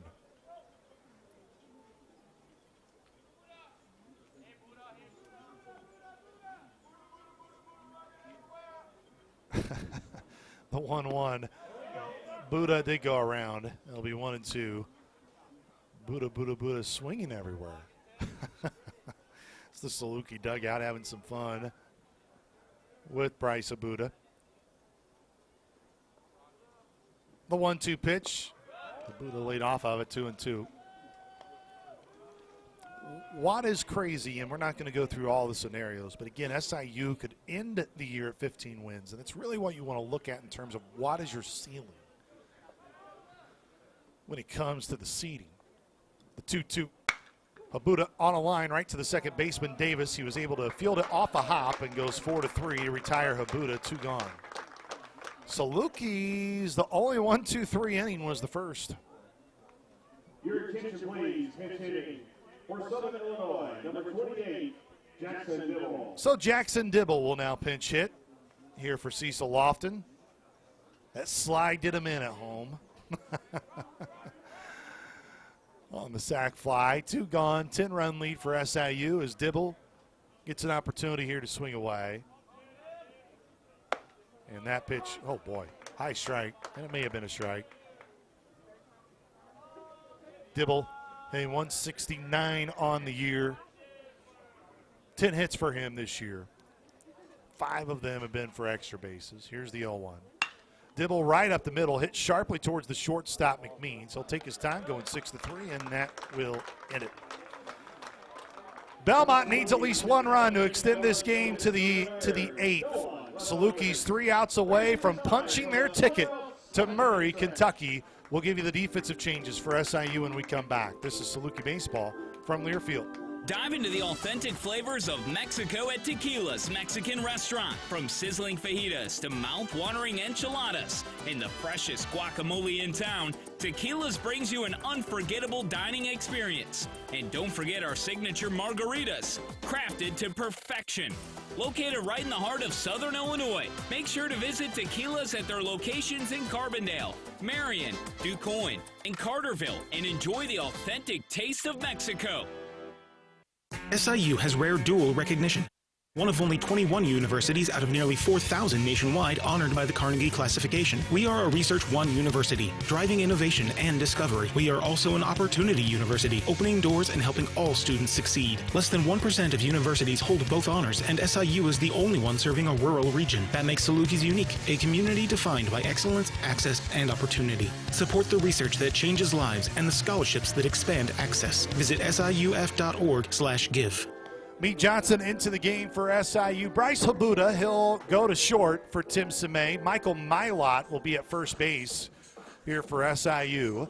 Those are the only defensive changes. Outside of Meade Johnson, getting into the game on the mound.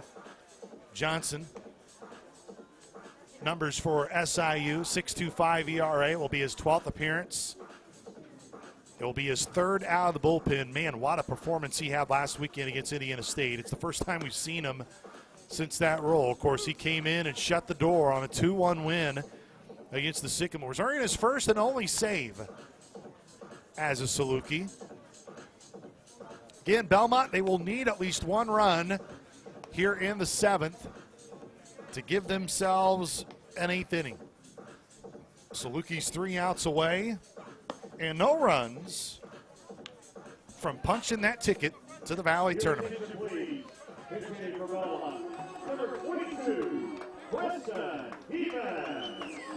So pinch hitter here for the Bruins, it will be Preston Heben. First time we have seen him this weekend. He is a senior. So here on his senior weekend, we'll start off against Meade Johnson. And Meade, he's got electric stuff. Let's see if we see it on display here in the 7th. Well, that was well out in front. Almost a double bounce. 1-0. Johnson with those maroon socks up to his kneecaps.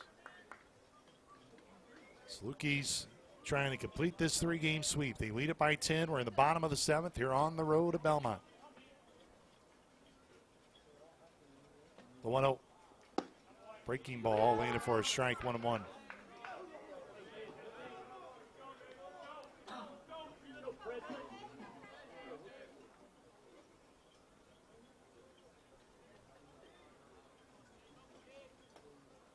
The 1-1 pitch, swing and a miss. It's 1-2.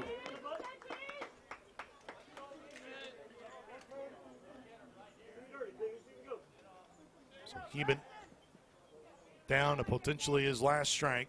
He's in the 9th spot. Charlie Davis is on deck.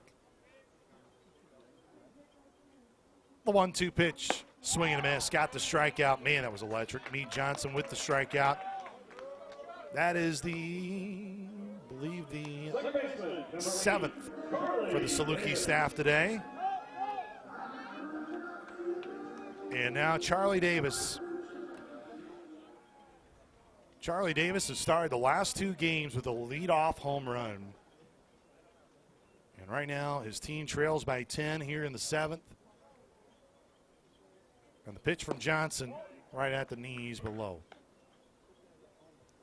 So Heben strikes out.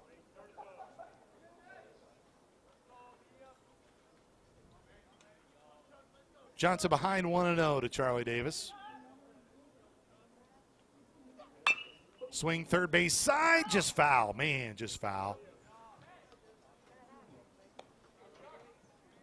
It's Charlie Davis trying to end his senior day here on a bright note for him.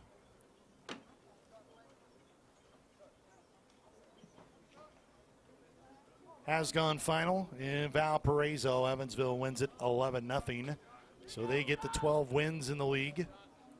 Salukis trying to keep pace with Evansville. Here's the 1-1. It's low, 2-1. And again, back to what I was talking about at the end of the previous inning was the Salukis max. And again, it's Valpo, they're a gritty bunch. And man, they look like the New York Yankees last year where they went up against the Salukis there at Valpo. 2-1 pitch, high, 2-2. I'm sorry, 3-1.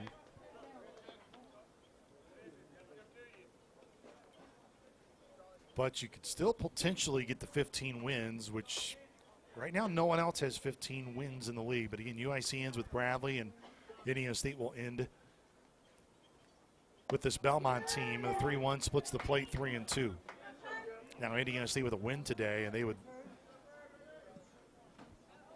Southern could not catch them, even if they got swept because of the tiebreaker. Meade Johnson already with one strikeout. It's a full count with one out. Here's the 3-2 pitch. Outside corner, lost him on a walk. So Charlie Davis will walk.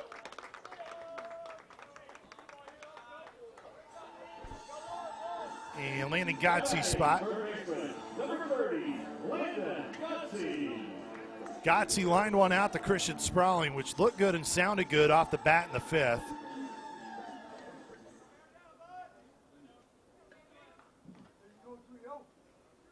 So with one out, runner at first, ground ball, double play, could end the game. High, and that nearly clipped the batting helmet of Gotze. We've already had one Bruin get hit in the head today, and that was Langlots, and he left the game afterwards. Really do hope that Brody Langlots is okay. That was a scary moment back earlier in the game. And Johnson will toss over to first, but Charlie Davis gets back with ease.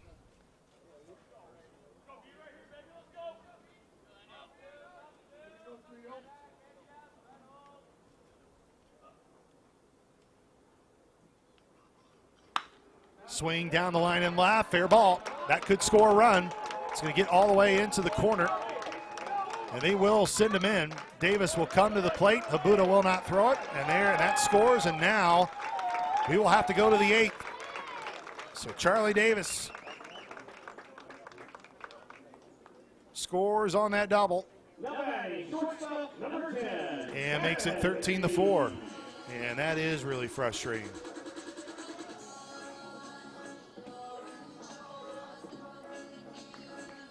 And it's hard. I know you're up 10 and you want to have that mindset of you're basically in a save situation, even though you look at the scoreboard and you know it's not close. But now Meade's got to lock in here. He got the first strikeout in the 9-hole. Man, offer at that one was McMeans. He went around, and he takes off his batting helmet, take a big, deep breath.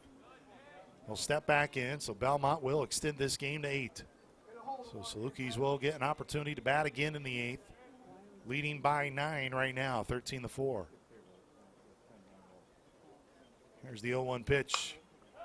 Looked at foul. And what's the most you wanted to get Meade reps, and that's really, I'm sure, the thought process behind Lance Rhodes is, look, Petrie was really good, but you're like, well, we really don't want to go through the weekend and Meade Johnson not pitch at all.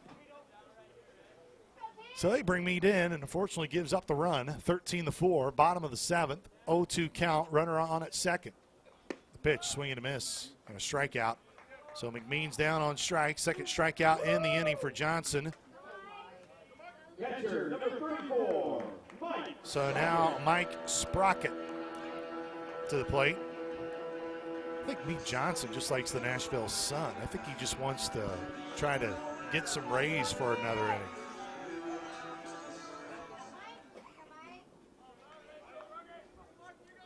Two away, Sprocket on his senior day, 2 RBI. Fouls that one right back at us, and thank goodness there's a netting, because that would have taken my head off if that kept coming this way. Oh, it's got to get underneath a clock and a window too, but that looked right on line. Sprocket had the single in the first, RBI ground out in the third, and then reached on a fielder's choice, bringing in a run back in the 5th. The 0-1 pitch outside, 1-1.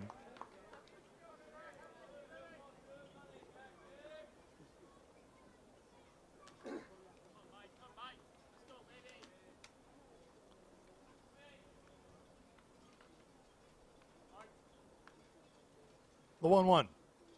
Breaking ball laying in there for a strike. 1-2. 1 ball, 2 strikes. Landon Gotze out there at second. Belmont scrapping in a run. They've scored 1 run in 4 innings today. Here's the 1-2 pitch And Meade Johnson, he will strike out all 3 outs, but he's frustrated, and you can see the frustration on Johnson's face because he knows he gave up that crucial run. He wanted to be shaking hands right now, but Saluki still lead it by 9, 13-4. We are through 7, and we will head to the 8th. We're already working the day. Why not another one here on Mother's Day? 1 run, 1 hit, 1 left on base. There were no Saluki errors. We head to the top of the 8th. Salukis will have the bottom of their order come up. This is Saluki baseball from Learfield. SIU has rare dual, one of only 21 universities out of nearly 4,000 nationwide honored by the Carnegie classification. We are a Research 1 university, driving innovation and discovery. We are also an opportunity university, opening doors and helping all students succeed. Less than 1% of universities hold both honors, and SIU is the only one serving a rural region. That makes Salukis unique, a community defined by excellence, access, and opportunity. Support the research that changes lives and the scholarships that expand access. Visit siuf.org/give.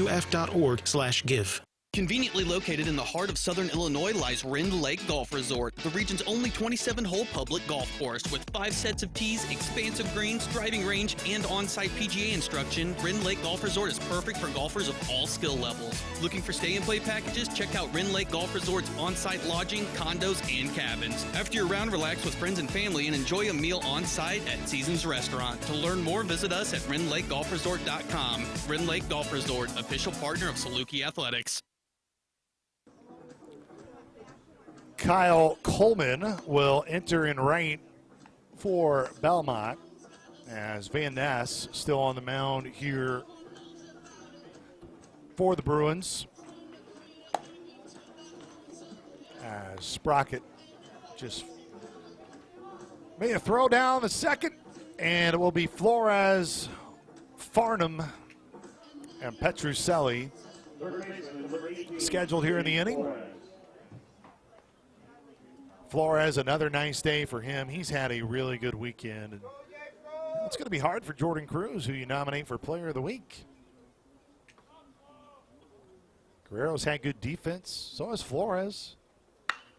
High in the air, left center. Back on it is LaRue, and LaRue will make the grab. I was going to say if he hit a home run there, he would have added to his case. Catcher number 12, Xavier Farnham. But May, he had back-to-back 3-hit games. He was crucial today for the Dawgs. Tim's had a good week. I mean, that's when you know you're having a great week. And a great weekend is where it's really hard to pinpoint who you want to nominate for those things. Pitch goes around. 0-1. You got nominees for Pitcher of the Week as well, Newcomer of the Week. What Andrew Evans and Troy Shepard were able to do, going 8 innings. Here's the 0-1. Hard hit ball on the left, and Xavier Farnham gets another hit today. That's his second hit.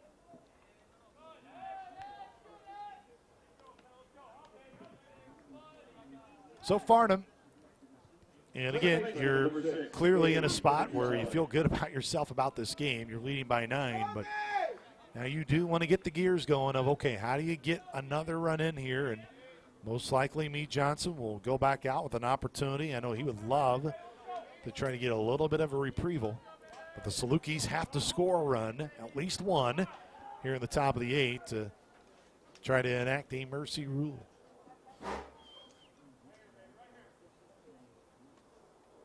The pitch. Low, and that nearly clips Gabe Petrucelli, 1-0. Now, Coach Rhodes' oldest, Max, he's looking like he's going to be perfect 6-0 on the year.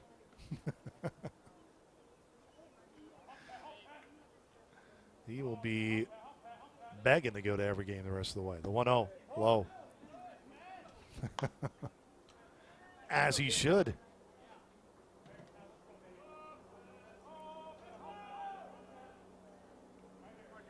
So I've already told Coach Rhodes, so Brittany, if you're listening, I think you need to say Max has got some sort of illness the rest of the way. He's got to be everywhere. I think he's got to be in the dugout the rest of the way. The 2-0, that splits the play 2-1. Of course, no offense to Cooper and Hank. I know they all the Rhodes boys, not trying to show any favoritism to any of them, but Max has been trying to bring out the brooms now. The lone 2 times that SIU is trying to bring out the brooms will be when Max Rhodes was in that dugout. 2-1. Oh, hammered into right, carrying near the warning track. It will drop, and it will hop over the wall. Ground rule double. That's a shame because that would have scored Xavier Farnham most likely if it stayed in. It'll be a ground rule double for Petro. It will be 3rd and 2nd with 1 out. And we'll see if Belmont will bring the infield in here for Christian Sprawling to try to keep this a 9-run game. It's also been good when I haven't had to say Jake Carroll a whole lot. Jake Carroll waiting there at 3rd to get all the arm guards from Tony Caldwell. A lot of sun for JC this weekend. Of course, the Carroll family. Got to meet them yesterday. Great folks.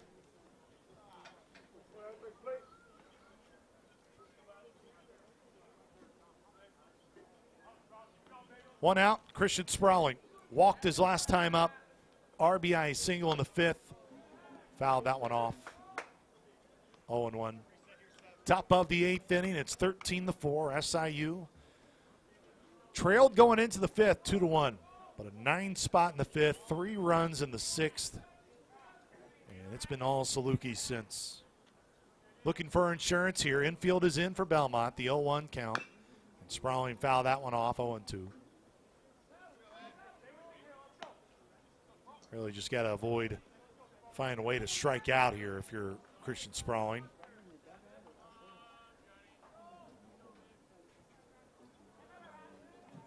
Van Ness works the middle of the rubber. The 0-2. Breaking ball, and I think he stuck his elbow out. He's out. Yeah, that one clearly Christian stuck his elbow out. So Christian, and they're going to challenge it.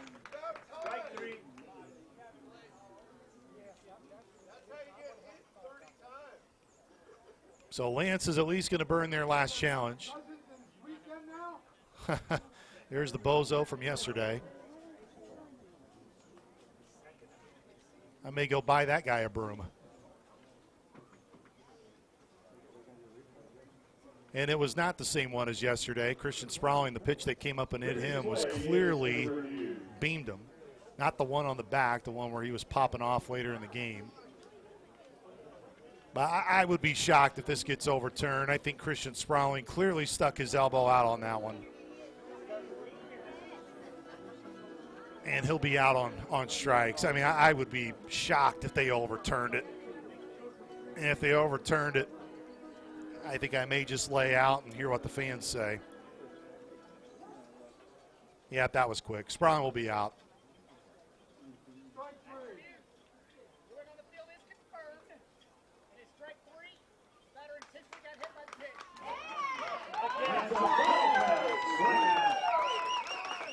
So there's a strikeout.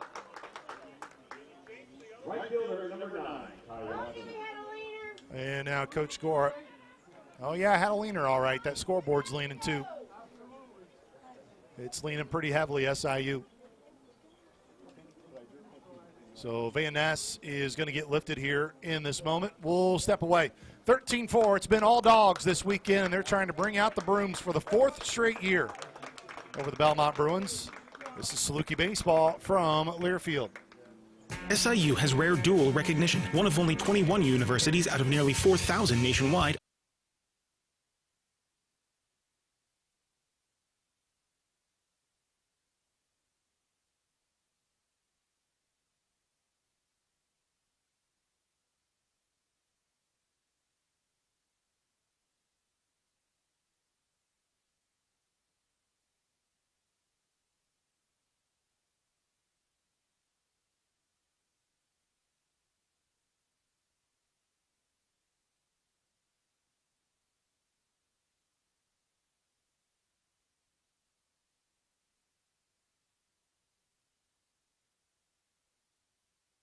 Honored by the Carnegie Classification, we are a Research One university, driving innovation and discovery. We are also an Opportunity University, opening doors and helping all students succeed. Less than 1% of universities hold both honors, and SIU is the only one serving a rural region. That makes Salukis unique, a community defined by excellence, access, and opportunity. Support the research that changes lives and the scholarships that expand access. Visit siuf.org/give.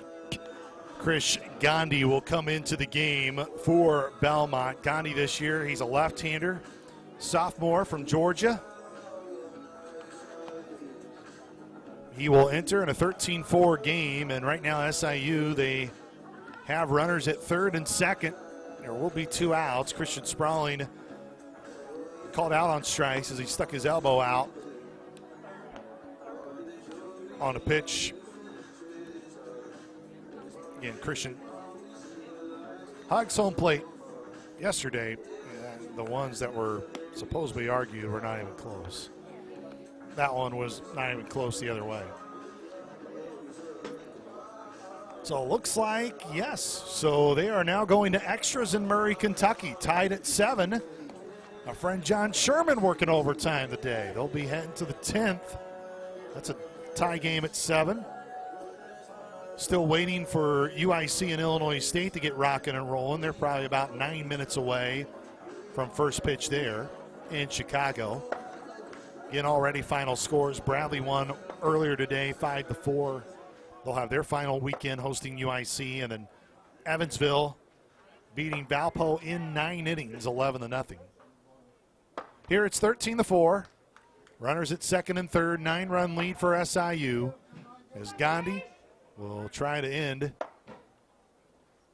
this threat here in the top of the 8th. And the pitch outside, 1-0.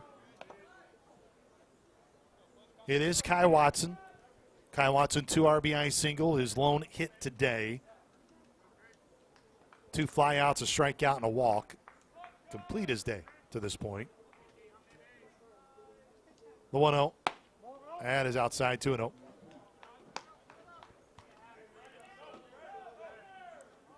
2-0 count, 2 outs, 9-run lead.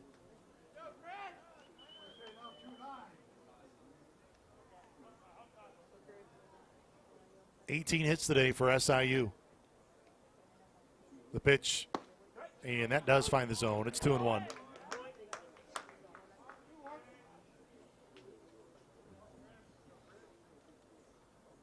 Two-one count, 2 outs. 13-4 lead for SIU. We're in the top of the 8th. Runners at second and third. Gandhi, the lefty, comes home, and Watson just got a piece of it and evens up the count 2-2. Salukis, their season high in hits was 19. That was against Evansville when they plated 16 runs. Right now they have 18. Kai Watson trying to break through here and try to enact the mercy rule in the bottom half of the inning. Here's the 2-2. Watson lifted it foul, out of play. And if Gandhi gets this out, now technically Belmont could come all the way back and run roll the Dawgs in the bottom half of the inning, but one more out, no doubt, at least confirms that we will play all 9. 2-2 count, 2 outs. 2 on for SIU. They lead it by 9. The pitch, Watson, short dribbler, first base side. It's going to be playable and in fair ground. Maddox goes 3 unassisted. And we will play 9 today. No runs on 2 hits. Saluki streamed 2. There were no errors. We head to the bottom of the 8th. Mee Johnson back out there for SIU on a 9-run lead. This is Saluki Baseball from Learfield. Dive into the authentic flavors of Mexico at Tequila's Mexican Restaurant. From sizzling fajitas to mouth-watering enchiladas and the freshest guacamole in town, Tequila's brings you an unforgettable dining experience. And don't forget our signature margaritas, crafted to perfection. Located right in the heart of Southern Illinois, make sure to visit Tequila's at their locations in Carbondale, Marion, DuQuoin, and Carterville, and enjoy the authentic taste of Mexico. SIU has rare dual recognition, one of only 21 universities out of nearly 4,000 nationwide honored by the Carnegie classification. We are a Research 1 university, driving innovation and discovery. We are also an opportunity university, opening doors and helping all students succeed. Less than 1% of universities hold both honors, and SIU is the only one serving a rural region. That makes Salukis unique, a community defined by excellence, access, and opportunity. Support the research that changes lives and the scholarships that expand access. Visit siuf.org/give.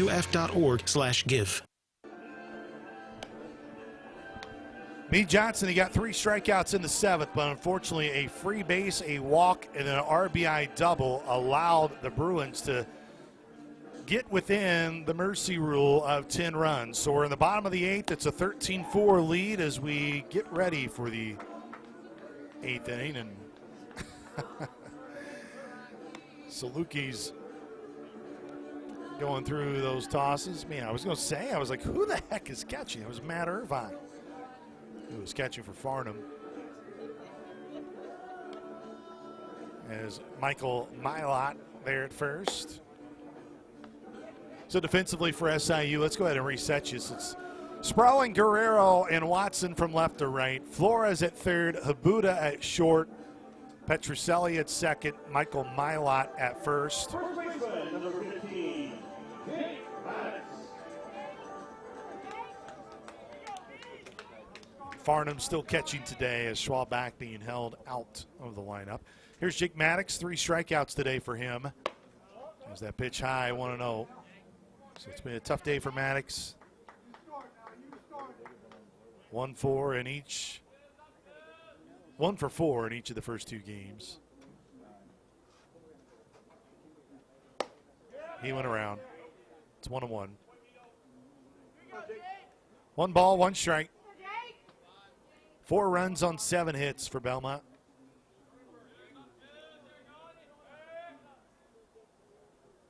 The 1-1 from Johnson. Swing and a miss. Maddox went chasing for it. Trying to have 3 straight strikeouts.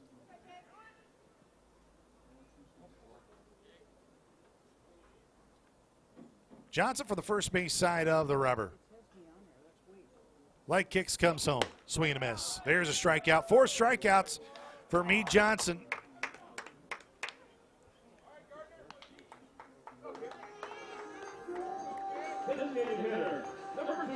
And Lawrence comes up for the second time. Lawrence faced Petrie his last time up in the 6th.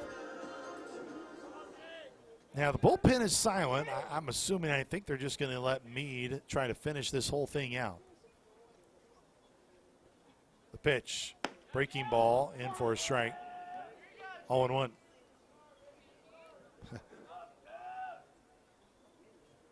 Oh, 1 count, 1 out.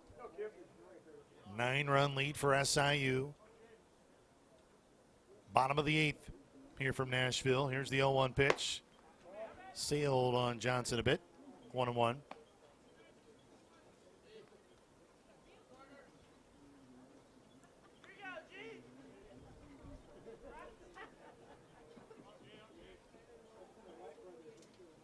Johnson comes set. The 1-1 popped up out of play. Farnham tried to take a look at it. Can't find it. But it's well out. 1-2. Sycamores didn't get anything in the top of the 10th, so they're heading to the bottom of the 10th, and Murray tied at 7. Racers trying to avoid being swept. If they can avoid being swept, it at least probably gives them a chance to still potentially win a regular season title. A sweep almost puts them really behind the 8 ball going into the final weekend, especially with a series on the road at Evansville. Johnson leg kicks the 1-2. Left upstairs, 2-2. So UIC that's probably why they delayed the game. They probably got the game right now up on the up in the dugout there in Chicago. They're like, we want to see what the Sycamores and Racers do before we play. Here's the 2-2. High, man, I don't know how that didn't hit Lawrence, but it's full now, 3-2. Well, Meade started the 7th off with a strikeout. Then he walked Charlie Davis, and then Gotze got an RBI double.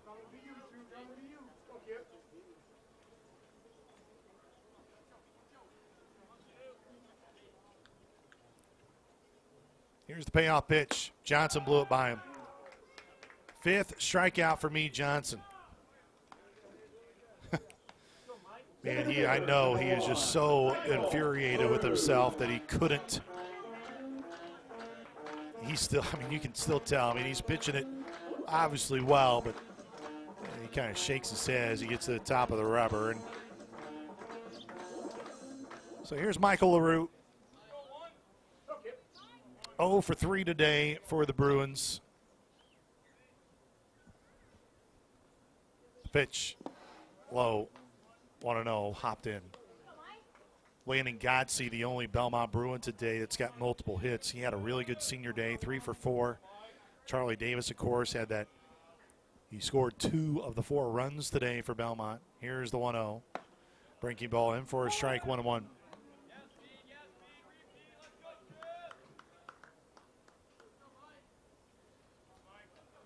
Meade Johnson trying to keep it a 9-run ball game going to the 9th.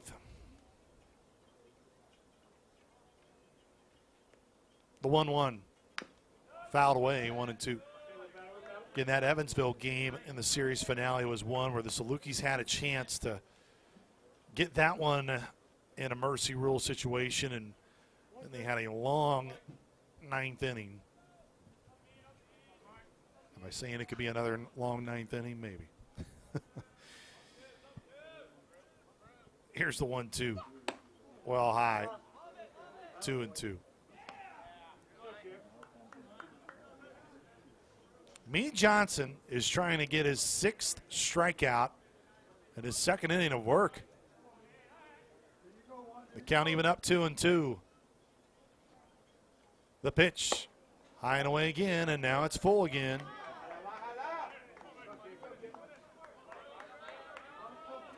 Meade toes the first base side of that rubber. The count is full. 2 outs. The payoff pitch. High again. Gosh, Meade. 2nd walk.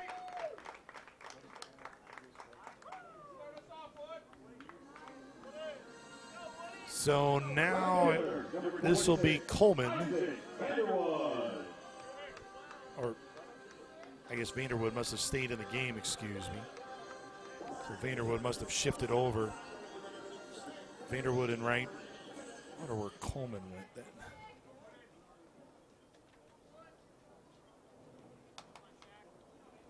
Excuse me, Coleman went to left. So there's that pitch for Vanderwood. It's high and away, 1-0. So Coleman is on deck with an opportunity to potentially hit here. And he'll get an opportunity in the 9th.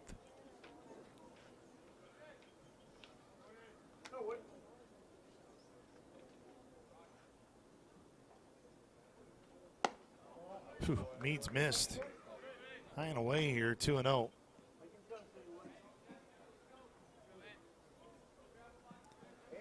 Come back. 5 strikeouts for Johnson. Just allowed a full count walk.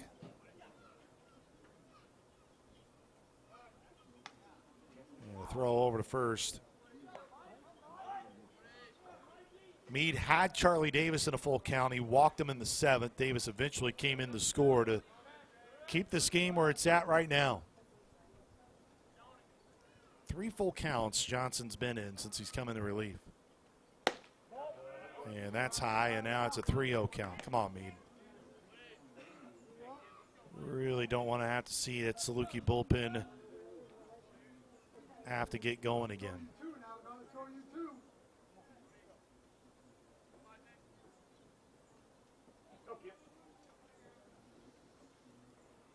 The 3-0. Well high. It's a 4-pitch walk. 3rd walk by Meade.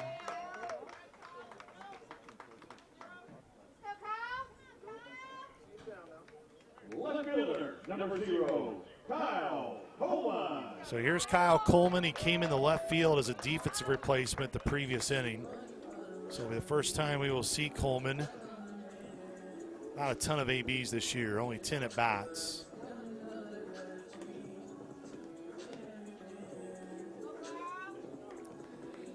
I'm trying to think of who you would even, maybe you try to, you want Meade Johnson to just finish this baby off. And again, you got the shorter week. You got a game currently on Tuesday, and then you'll have Thursday, Friday, Saturday. So it makes it a little bit of a tougher dynamic, a little bit here, how you would maybe manage the back end of this thing. Coleman eyes a strike. It's 0-1. 0-1 count, 2 outs. 13-4 lead for SIU. We are in the bottom of the 8th. The 0-1.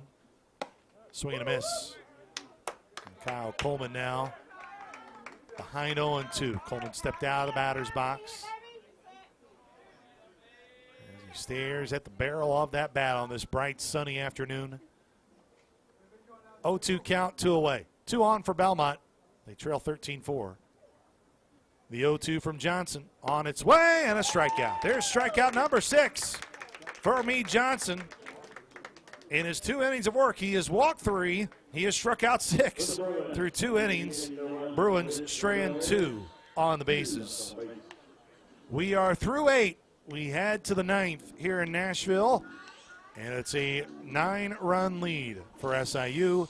This is Saluki Baseball from Learfield.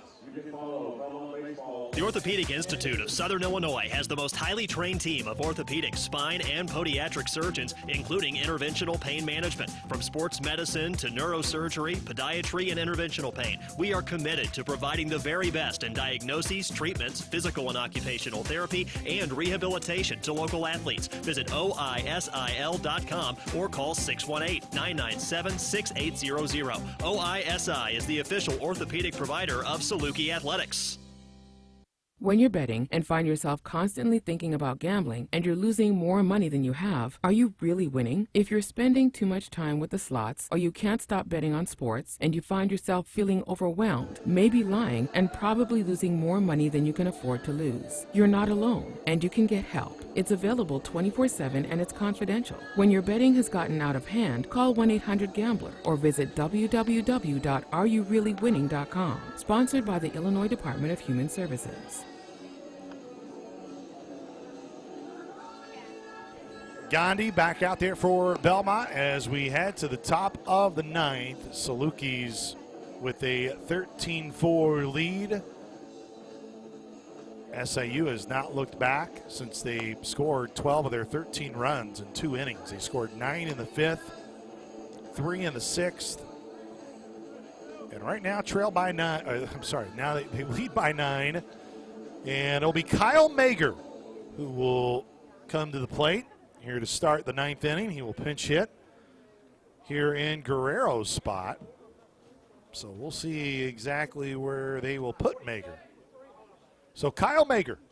Your attention, please. Pinch hitting for Southern Illinois, number 47, Kyle Mager. So Mager comes to the dish. Mylot currently on deck. He came in to pinch hit for McKenzie in the 7th. That's when the Salukis tried to run rule Belmont in 7, but they allowed a run in the bottom half of that inning. As Gandhi, lefty on righty matchup, and that nearly goes inside to hit Kyle Mager. He dodges it 1-0.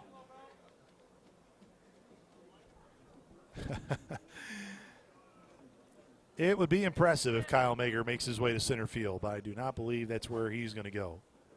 Here's the 1-0. That is high and outside, 2-0.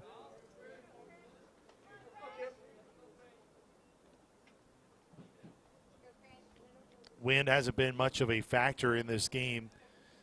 But the American flag continuing to blow left to right. The 2-0. Mager ripped it right at the third baseman, Gotze, and it's a line out for out number 1. Mylot 0 for 1 in his pinch hitting performance today. The first baseman, Michael Mylot. We've not said that a lot. He flew out to right. Habuda on deck. 1 away, 9-run lead. Top of the 9th. And that pitch inside, 1-0. Salukis again will be back at home next weekend. We'll be back at home all next week. So hope to see some great crowds out at Itchy Jones for the final week of this year. Here's the 1-0. Mylot Ground ball, third base side goes well foul. SIUE will be Tuesday at 6, then Thursday at 6 against Valpo, Friday at 6 against the Beacons, and a Saturday afternoon game to round out the regular season. The 1-1. High and away, 2-1. Salukis doing as much as they can to delay their punching of their ticket to the tournament. Murray. They were hoping to do it in 7 innings today, but right now we're in the top of the 9th. And Milot, a little short dribbler up the middle, and that will be a dork, or a gork, should say. Getting there, trying to remember what Coach Poor would want me to use. A little gork there to right center with 1 out. Here, and now it will be Bryce Sabuda. Man, Tipsy made a phenomenal day. He really got it kind of started in the second. Got the first hit of the ball game for SIU. It's the second time this weekend where the Salukis' first hit was a homer. You had to go back to the 5th inning on Friday. Only had to wait till the 2nd inning today. So here's Sabuda with 1 out, runner on at first, and Michael Milot. Here's the pitch. Outside for his strike. 0-1.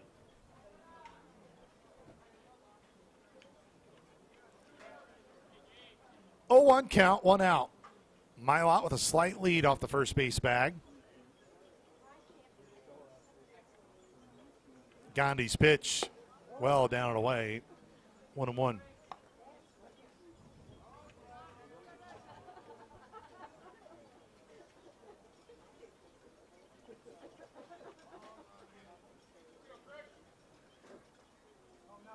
(13-4) lead for SIU. We're at the top of the 9th. Milot at first with 1 out. Here's the pitch to Habuda, and it's now 2-1 to Buda.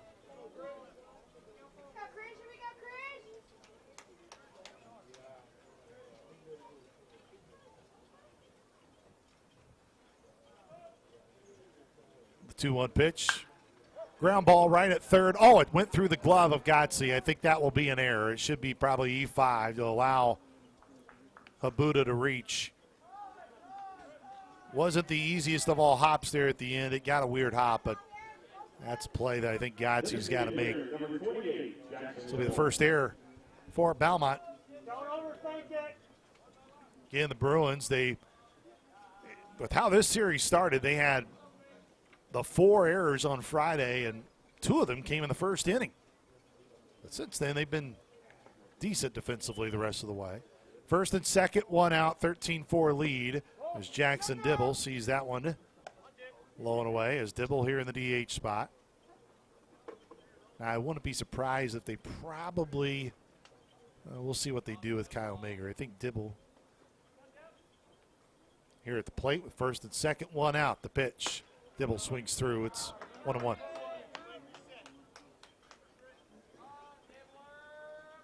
One ball, 1 strike. Lefty on lefty matchup here in the 9th. It's a 13-4 lead for SIU. Threatening again. The 1-1. Let off of it for a strike, 1-2. 1 ball, 2 strikes, 1 away.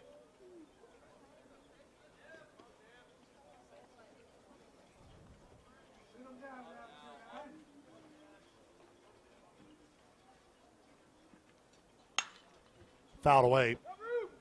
And, I guess he's got room in foul territory, but the left fielder was so far away. It was Coleman that will fall in foul ground.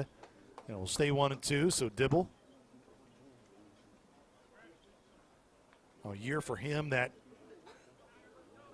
is one where he's had to be thrust in a lot of tough positions too. And, had a good mid-March, early April.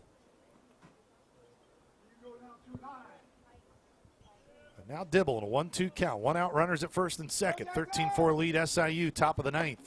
Breaking ball called strike 3. Dibble down on strike. So Gandhi gets the strikeout to Gunt. And Jaden Flores flew out to center to start the 8th.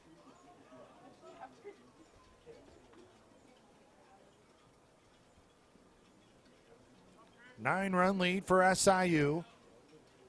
I know Coach Rhodes, when he joins us post-game, he'll be disappointed that this game did not end about 30 minutes ago. Flores, third base side, and man, bobbled by Godsey again, but he delivers a throw 5-3 to retire the side. Belmont down to their final 3 outs. Salukis 3 outs away from clinching their ticket to Murray, Kentucky for the Valley Tournament. This is Saluki Baseball from Learfield. Dive into the authentic flavors of Mexico at Tequila's Mexican Restaurant. From sizzling fajitas to mouth-watering enchiladas and the freshest guacamole in town, Tequila's brings you an unforgettable dining experience. And don't forget our signature margaritas, crafted to perfection. Located right in the heart of Southern Illinois, make sure to visit Tequila's at their locations in Carbondale, Marion, DuQuoin, and Carterville, and enjoy the authentic taste of Mexico.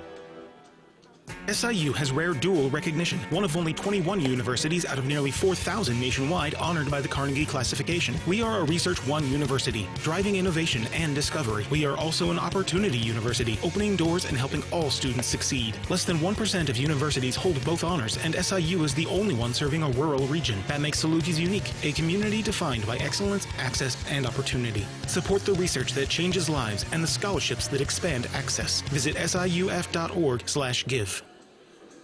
Back here in Nashville, Tennessee, where SIU trying to put the finishing touches on a dominant series finale win.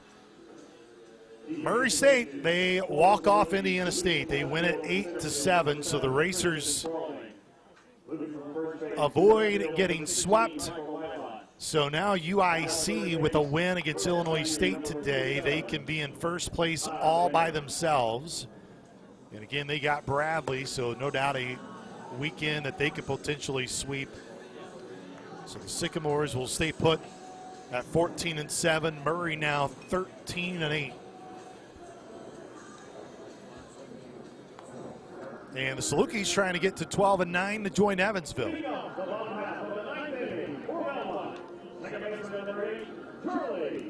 So Charlie Davis could be his final at-bat. Well, will be his final at-bat most likely of this game in his home career for Belmont. Meade Johnson, who has gone 2 innings, he's trying to go the last 3, and he's got 6 strikeouts, but he's allowed 1 run, and that 1 run is the reason why we are all still here. The pitch, swing and a miss, 0-2 here to Charlie Davis, and Davis, not very often he's had an at-bat like this. Davis walked, came around to score that run in the 7th.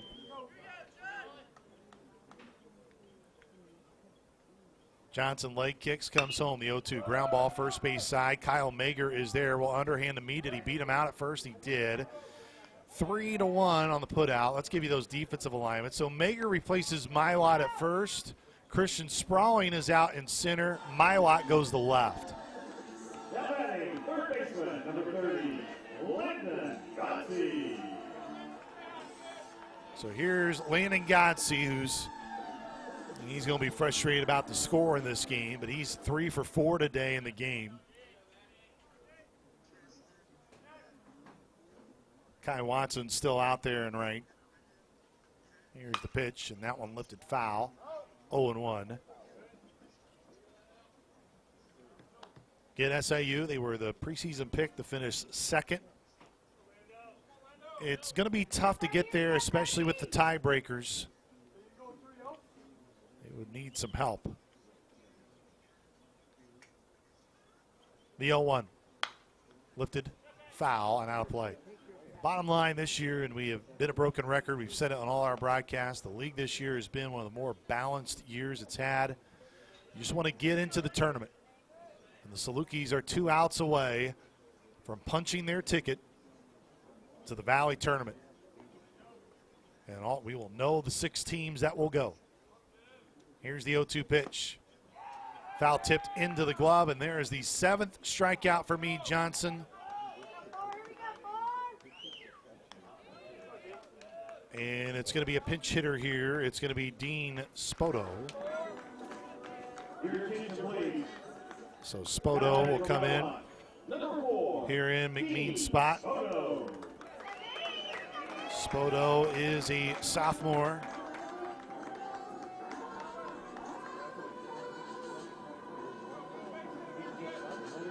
So Spoto is the last chance here for Belmont to try to keep this thing rolling here in the bottom of the ninth. Meade Johnson and SIU an out away from punching their ticket to the Valley Tournament.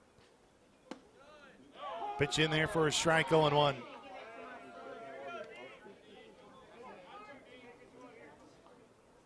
(13-4) lead for SIU. Bottom of the ninth. Belmont down to their final out. Johnson ready to deliver the 0-1. High. Try to get him to chase that high fastball. 1-1. Good job by Spoto to stay off of it. We'll have Lance Rhodes join us here post game. Who knows? He may have Max end up doing the post game interview because of how good Max has been.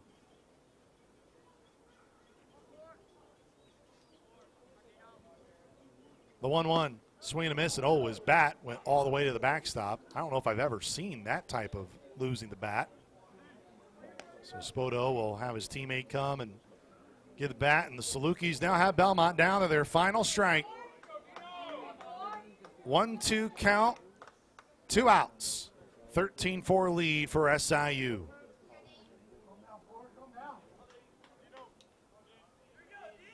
Meade comes set on the mound. Johnson ready. The 1-2 pitch. Swing and a miss. Hello, Murray, Kentucky.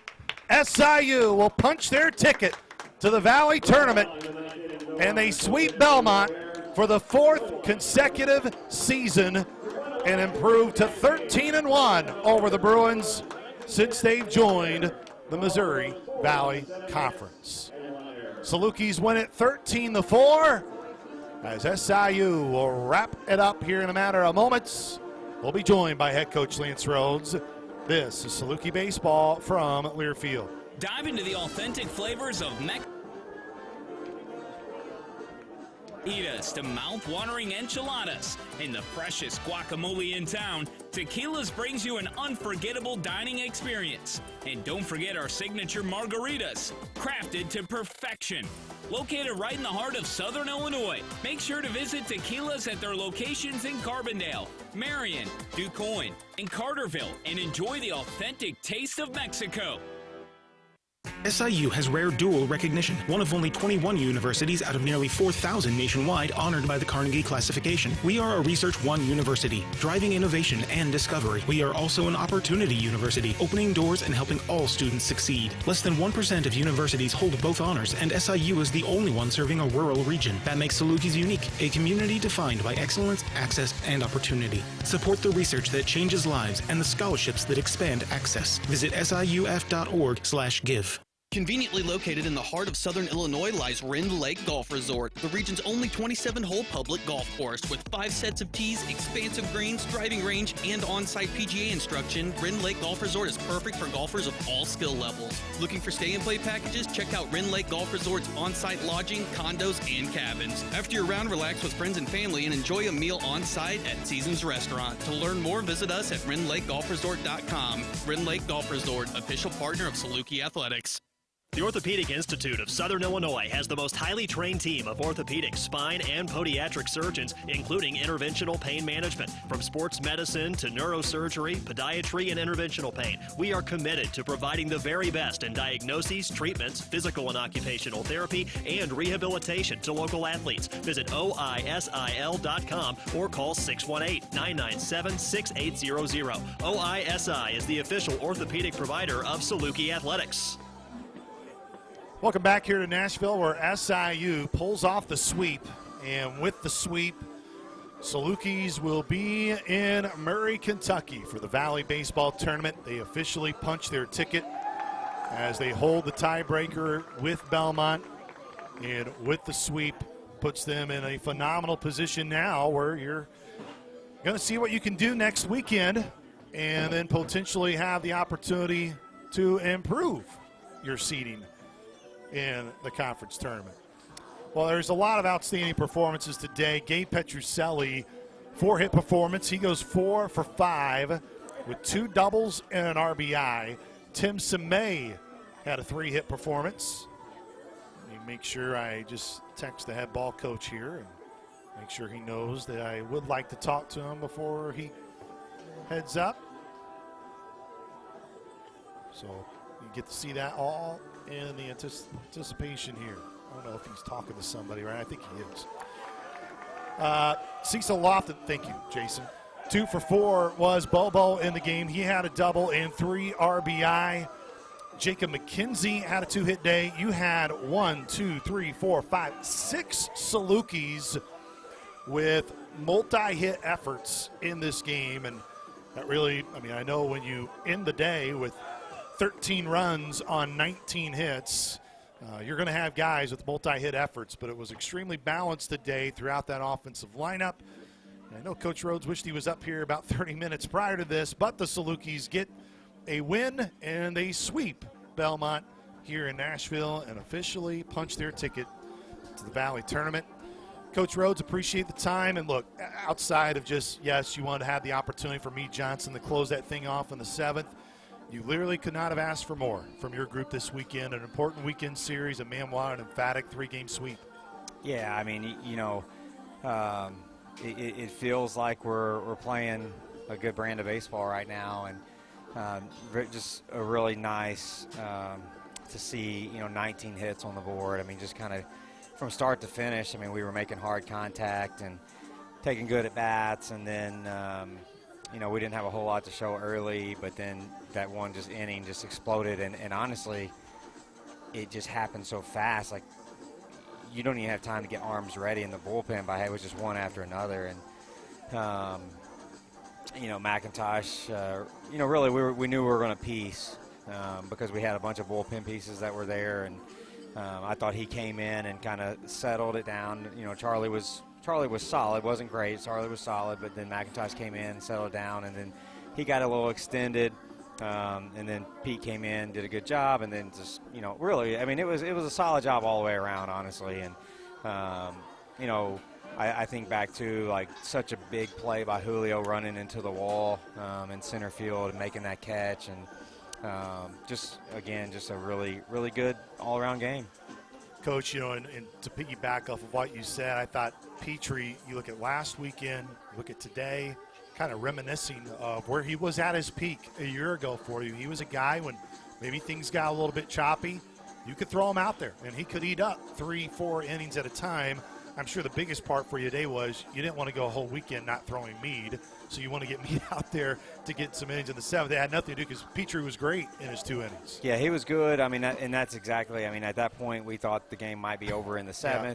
So we definitely wanted Meade to be out there. Meade's the guy that has to touch the mound or he gets, you know, out of whack quickly. And then, you know, it got to the point once we lost the 10-run, it was, okay, we're going to try to have as many arms available for Tuesday as we can. So once Meade kind of gotten in there, like he starts to get where he might not be available for Tuesday. So let's then keep everybody else available for Tuesday because we've got more arms available for Tuesday now than we typically have on our midweek game. So let's have the arms that are fresh and ready to go on Tuesday, give us the best chance to go after that game, and then get these guys back ready again for the weekend. It wasn't like you didn't have opportunities against Harvey, their starter, but, man, when he left the game, it didn't matter. You guys really saw the ball well and got the offense going there in that 5th inning. What was just maybe the biggest difference that you saw from trying to get to Harvey, who only allowed 1 run, and then once McDonough came in, it really didn't matter who Belmont had on the mound. You guys had an answer. Yeah, I mean, and I think the McDonough kid, honestly, is a tough at bat. I mean, it's a different arm slot. It's got some run and sink. It's a little bit of elo to it. I think our guys, I mean, we kind of had to narrow down to one pitch. He didn't really have a breaking pitch to go off that fastball. And then I thought our guys did a phenomenal job of knowing where that fastball was going to go with the slot and how it ran. So we were really just zoning in on one location and one speed. And if we got anything outside of that, we were going to try to just take.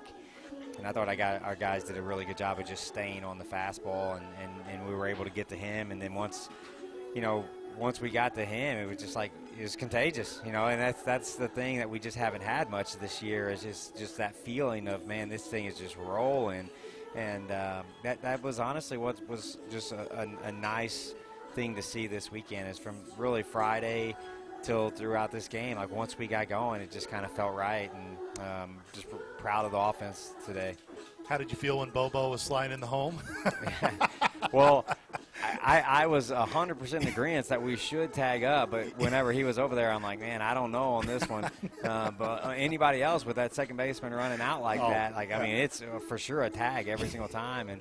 And if he can tag on that ball and score, then his leg is getting to be in a pretty decent spot. Where again, he's not going to beat out an infield single, but he's if he can do that, he's going to be able to get into second base on doubles. He's going to be able to score possibly on some base hits. So that is a good sign to see. I don't want to say that it completely changes your lineup, but, man, when Gabe Petrucelli has a day like he does today, when he has 4 hits in the 9th spot, look, and I mean this in all respect to Petra, he's not what you would say I think he's a typical 9-hole guy. But when you can put a guy with that much power, the extra base threat, to really set the table for the top of your order, I thought this weekend was a great example of, man, what it could mean when you have a guy like him producing at the bottom of your order. Yeah, I mean, I still believe whenever we get our lineup going that there's depth in there. I mean, it can go from 1 through 9. This year it just hasn't looked like that because it's been so spotty with the production. But, you know, the one thing is we still got meaningful baseball games to be played. And no better time than now than to get these guys feeling good about their swings and getting going. And if Gabe's a guy that he did it last year, I mean, he can carry an offense. He can carry a weekend. And there's other guys in that lineup that can do that too. Nice to see Bobo pick up a couple big hits there at the end. Hopefully that kind of, you know, knocks off a little bit of rust that he had. I mean, he jumped right into the fire, didn't have any live at-bats, you know, was basically learning on the run this weekend. So hopefully those live at-bats that he got that led up to no production until the very end there, hopefully that gets him going into the midweek and then maybe into the next weekend. Tim Samay, 7 hits over the last 2 games of this series, and his home run just kind of got you lit today there in the second to tie the game up at 1. Yeah, and he moved well this weekend too. I mean, he's moving better. I mean, he's feeling better. So him being able to move around the field the way he did, I mean, he made some plays, you know, ran the bases well, scored from first to home on a ball in the gap. So all those things, man, I mean, everything that we're bringing up, it's all positive things for us to go, you know, down the stretch here and into the tournament. Let's also talk about the importance of, yes, everything that we talk about, sweeping this weekend clinches your spot in the tournament, but it's probably one of the areas that won't get talked about enough from a fan perspective is, look, this is what I'm about to say is not to say that the next 3 games and really the next 4 aren't relevant and matter. They do.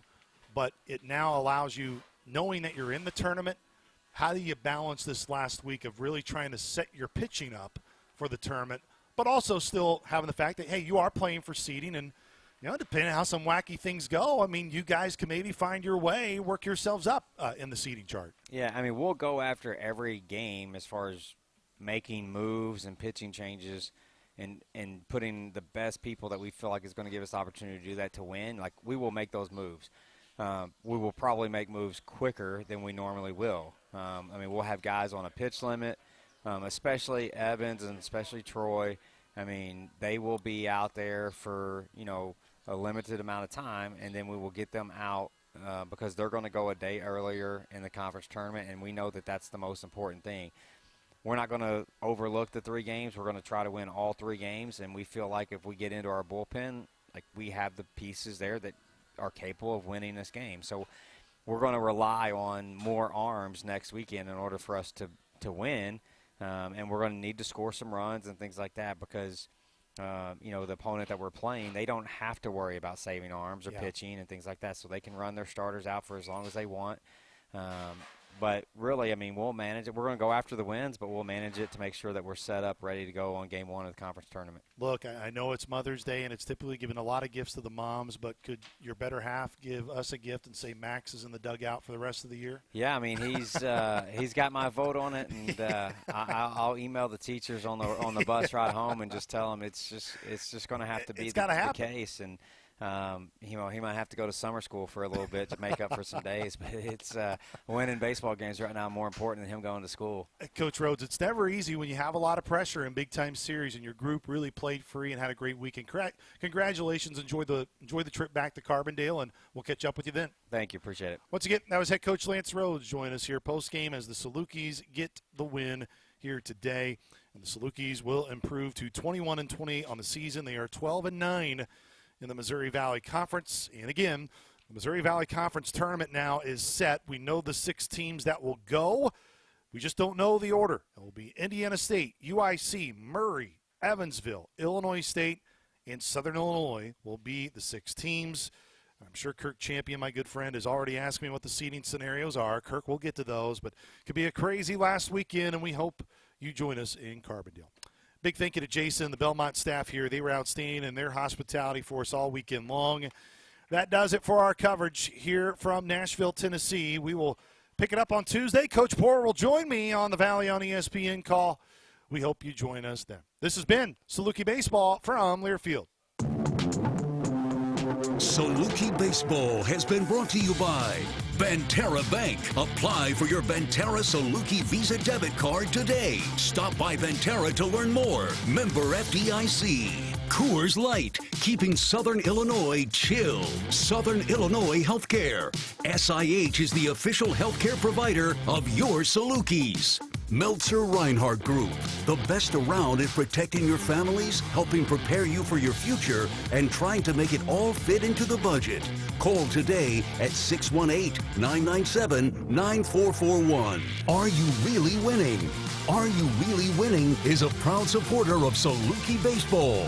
If you can't stop betting non-stop, call 1-800-GAMBLER. And by Vogler Ford. If you've been looking for a new vehicle and can't quite find what you want, give Vogler Ford Lincoln a try. Proudly serving Carbondale and Southern Illinois for over 100 years.